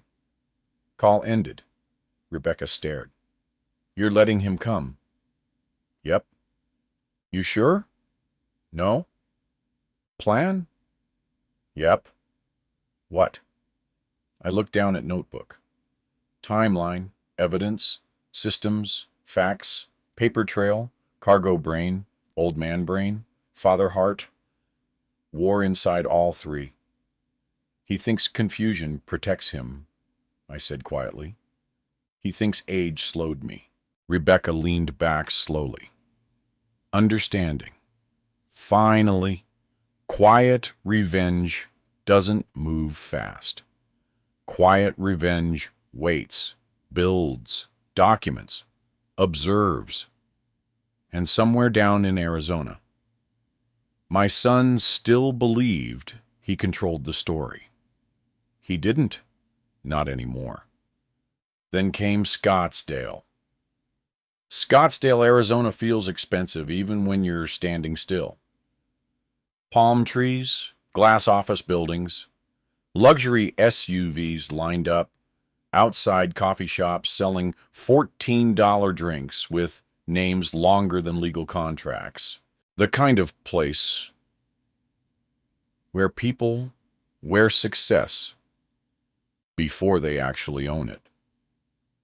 I flew in on a Thursday, 16 days after Cancun, 16 days after Gate 22, 16 days after my son walked away without looking back. Gabe came with me. Of course he did. You realize I canceled fishing plans for this, he said as we walked through Phoenix Sky Harbor. You don't fish. I think about fishing. That's not the same thing. It emotionally counts. No. You're welcome. Rebecca met us outside baggage claim. Black blazer, coffee in hand, folder under arm, lawyer mode, dangerous mode. Morning, she said. Morning. You sleep? No. Good. Good. Sharp people don't sleep before difficult days. Comforting. You ready? No. Yeah. Lie. Absolute lie. Quiet revenge sounds satisfying when you're imagining it. Different thing entirely when you're living it. Meeting happened at 11 a.m. Scottsdale, Northside Boulevard. Office building. 3rd floor. Glass walls. Minimalist furniture. Artificial plants rich people pretend look real. Trevor Bishop's office. Interesting choice. Very interesting. Rebecca noticed it too. Confident, she said quietly. No, I said. Careless. Cargo logistics taught me something.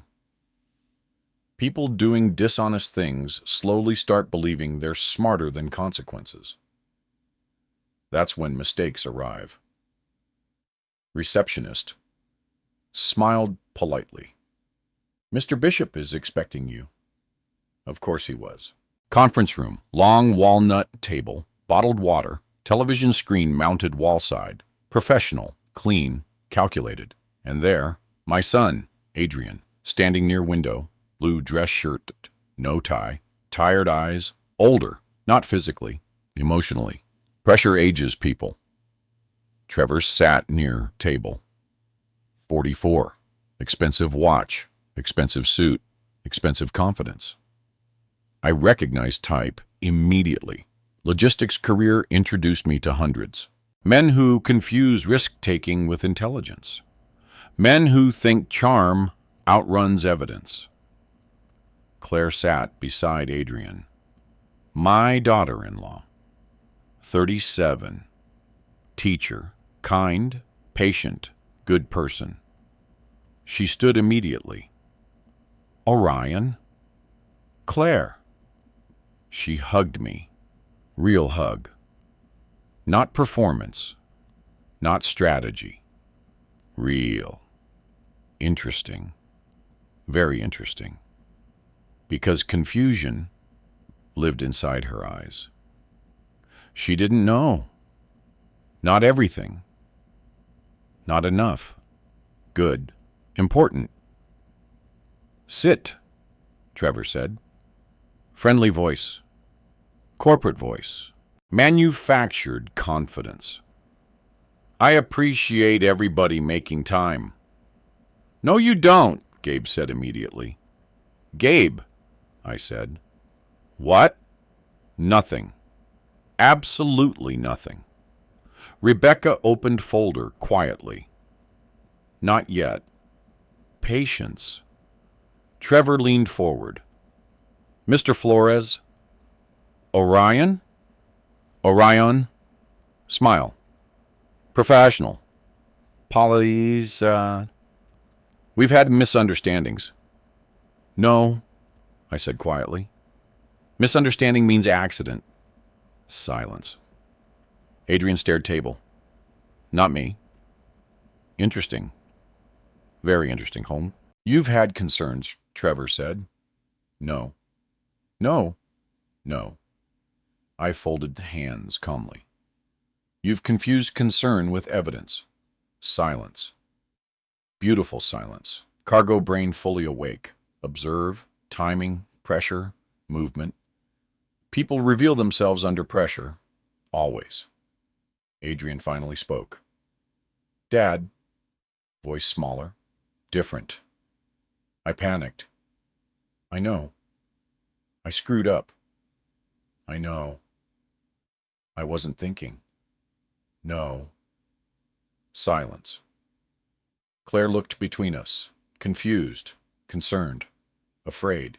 You told me Mexico was misunderstanding, Claire said quietly. No answer. You said flight issue. Silence. You said, Claire. Adrian whispered. No. Her voice changed, sharp, scared. What happened? Nobody answered. Trevor leaned forward. Let's stay focused. No, Claire said. Actually, let's not. Good. Pressure. More pressure. People break under pressure. Or tell truth. Sometimes both. Rebecca finally moved. Blue folder, slow, calm, professional. My favorite. Kind of dangerous.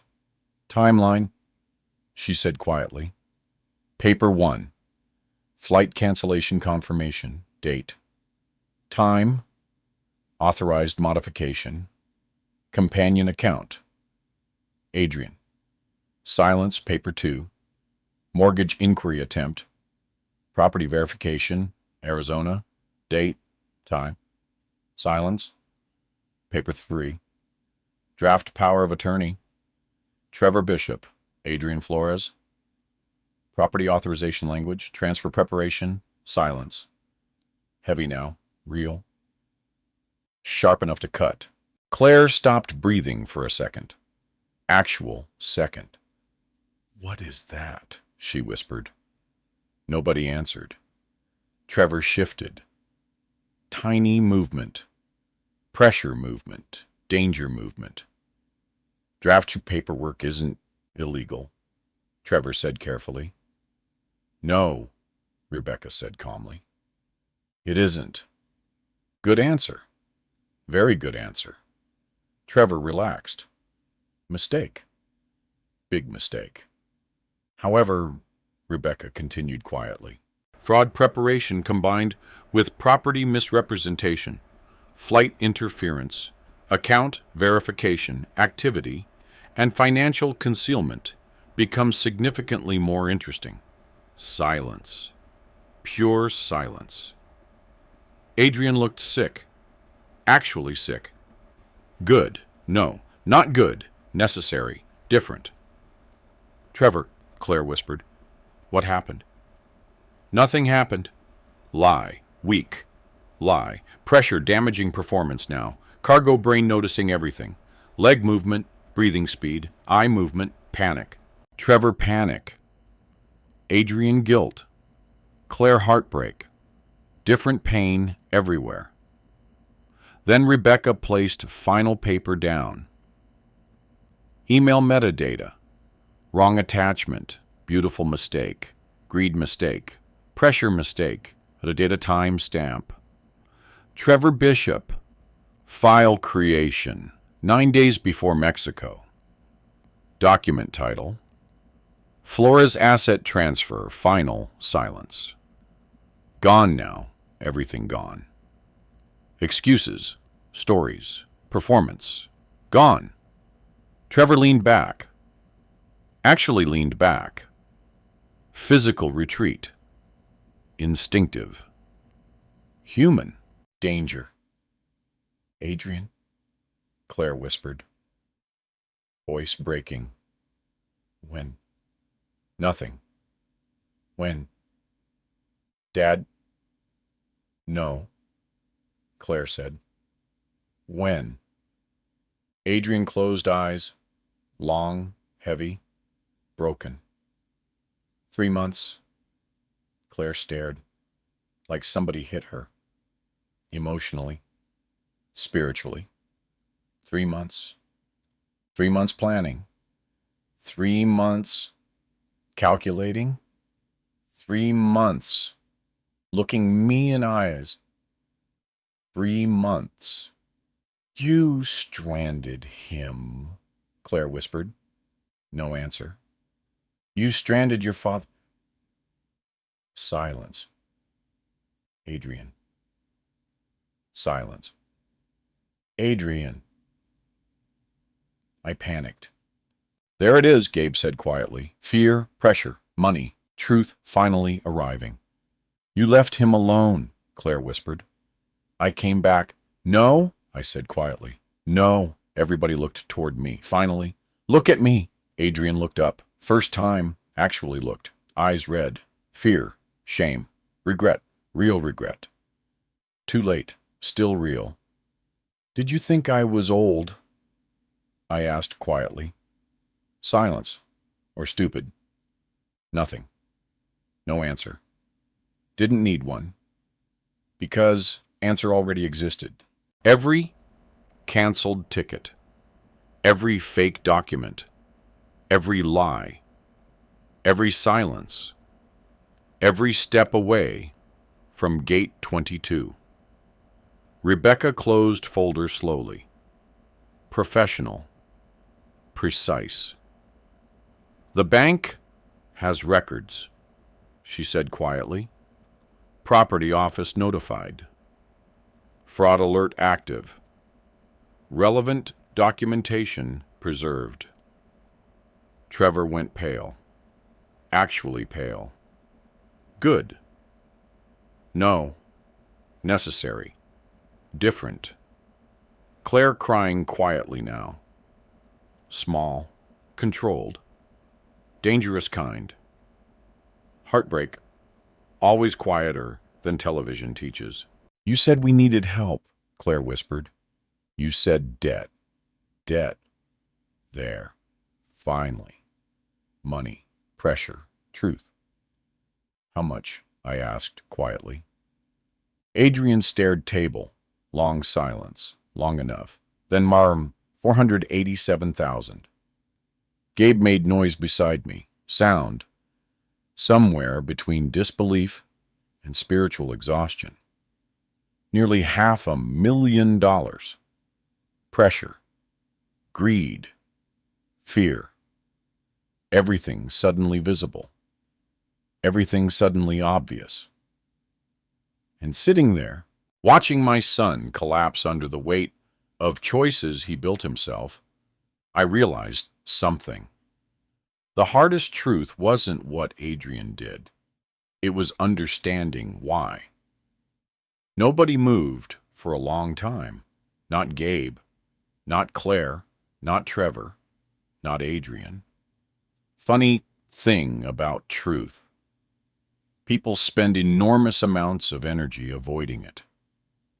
Then the moment it finally arrives, nobody knows what to do with their hands. Outside Trevor Bishop's Scottsdale office, Arizona sunlight spilled across polished sidewalks and luxury SUVs. Inside that conference room, everything felt colder. $487,000.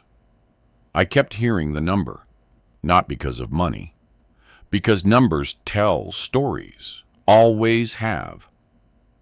$487,000 meant late nights, bad decisions, fear, panic, lies built on top of lies. And eventually, my son convincing himself abandoning his 68-year-old father inside an international airport somehow counted as strategy. Trevor leaned forward first. Corporate instinct, survival instinct, same thing sometimes. Orion, Trevor said carefully. We can resolve this. No, Rebecca said quietly. Beautiful word. No, simple, precise, necessary. Trevor adjusted his watch. Pressure. Cargo brain noticed immediately. Pressure changes movement. Always. Nobody wants legal complications, Trevor continued. Interesting, Rebecca said, because legal complications appear very interested in you. Gabe made a noise beside me, half laugh, half appreciation.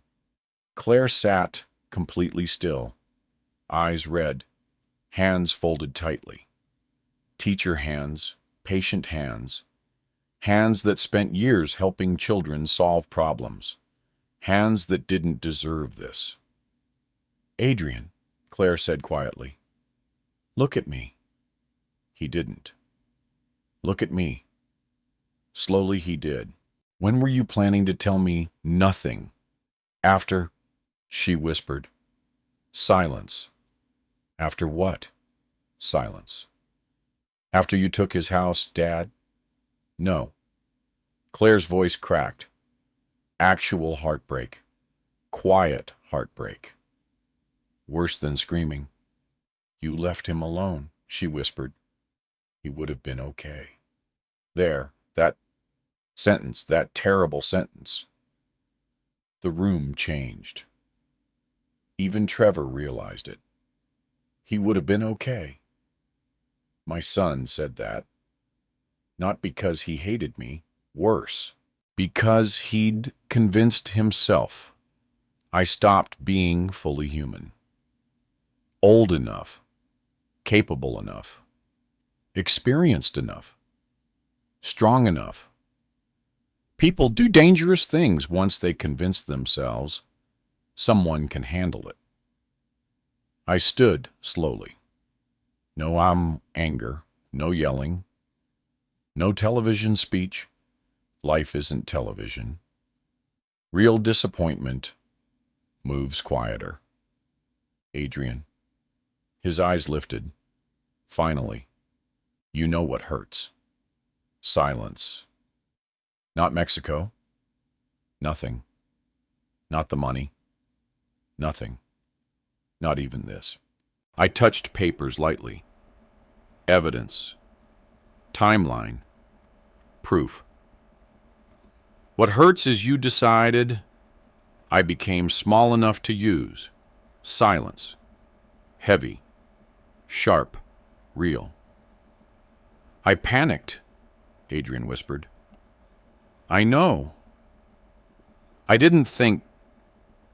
"No." I looked directly at him. "You absolutely did."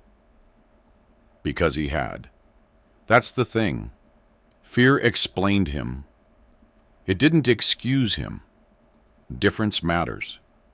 Pay attention to that. Trevor stood. "I think I should contact counsel." "Good instinct," Rebecca said. First time all day, Trevor looked genuinely nervous. "Good. No. Necessary. Different. Cargo logistics taught me something. Accountability feels cruel only to people avoiding it." Claire stood slowly. Wedding ring, catching sunlight near office windows. 20 years earlier, Elena taught Adrian how to tie his shoes. 10 years earlier, I stood beside him at his wedding. 5 years earlier, Claire held Elena's hand inside a hospital room 3 days before we lost her. Life builds people together. Bad choices tear them apart quickly, too quickly. "I'm leaving," Claire said quietly. "Claire, no." "Claire, no." Voice calm, controlled, dangerous. "You stranded your father." Silence. "You lied." Silence. "You planned this." Silence. "You looked me in the face every day." Silence. Worst kind. Truth. Silence. She removed wedding ring slowly. Not dramatic. Not movie scene dramatic. Real life dramatic. Worse. People breaking quietly. "I need space," she whispered. Then she left. Door closed softly. Soft sounds hurt worst sometimes. Adrian stared downward. Broken. Actually broken. You know something strange? Watching someone you love collapse doesn't always feel satisfying. Sometimes it just feels sad. Terribly sad. "I can fix it," Adrian whispered. "No." "Dad." "No." "I'll pay everything back." "No." "I'll fix it." "No." Finally, he looked at me, really looked. Not property, not money, not convenience. Me. "Dad," voice breaking. Small, young, scared. For 1 second. 1 impossible second. I saw 6-year-old Adrian again. Orange juice on shirt. State fair. Crying over dropped cotton candy. We can fix accidents. Elena said that once. Some accidents. Not all. You need help, I said quietly. What? Real help. Silence. Financial counseling. Nothing. Therapy. Nothing. Debt restructuring. Nothing. Honesty. Long silence. Dangerously long. Then tiny nod. Small, real spoken, good, necessary, different tone. Rebecca handled paperwork. Property protections finalized. Account authority locked. Legal protections expanded. Fraud documentation preserved. No criminal filing. Not immediately. My choice, Rebecca argued. Reasonably, professionally, correctly, I still chose. Because accountability matters. But mercy matters too. Sometimes. Not always. Sometimes. 3 weeks later, Omaha. Cold morning, 7:42 a.m. Lisa's Radial Cafe. Same booth. Same coffee. Same waitress. Life's strange. Somehow, still moving. Gabe sat across from me. "How you doing?" he asked. Question mattered. Now, real question. Not polite question. Real. I don't know. Fair. House feels quiet. Always did. Quieter. Yeah. Coffee. Silence. Friend silence. Good silence. You hear from him? Gabe asked. Oh, yeah. How's he doing? Bad. Good. Gabe. What? Don't know. I know. Silence. He started counseling, I said quietly. Good. Financial program. Good. Claire staying with her sister. Reasonable. He calls every Sunday. Answer. Sometimes. Truth. Complicated truth. Forgiveness isn't switch, it's construction. Slow, messy, expensive. Some days anger disappeared. Some days Gate 22 came back. Cancún Airport. Walking away. Not looking back. Funny thing. Pain loops. Especially betrayal pain. Winter came. Nebraska cold. Sharp, honest.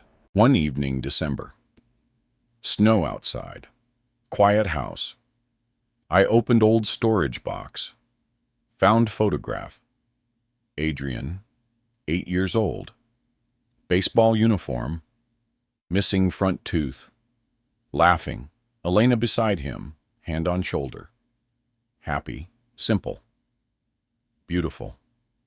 I sat there long time. Long enough. Grief changes. Love changes. Trust changes. But some things remain. Even after damage. Even after disappointment. Even after airports. Especially after airports. You know something I learned? People can fail you completely and still matter to you. Love isn't always reward. Sometimes love becomes boundary, distance, consequence, hope, all existing together. If you're listening right now, I need you to understand something. Growing older doesn't make you invisible. Being kind doesn't make you weak. Trusting people doesn't make you foolish. And protecting yourself doesn't make you cruel. Sometimes, the strongest thing you'll ever do is refuse to let someone else's fear turn you into their solution. My son thought age made me fragile, thought confusion would stop me, thought experience disappeared when hair turned gray. He was wrong. But here's truth. The real victory wasn't protecting my house, or my accounts, or proving I wasn't weak. The real victory was refusing to become bitter, because bitterness would have taken more from me than Adrian ever could. And Elena, she would have hated that. If this story meant something to you, join our community by hitting that like button and subscribing for more real, raw, and family-centered stories. Drop a comment below and tell us, have you ever been in a situation like this? We read every single one. And as always, thank you for being a part of this.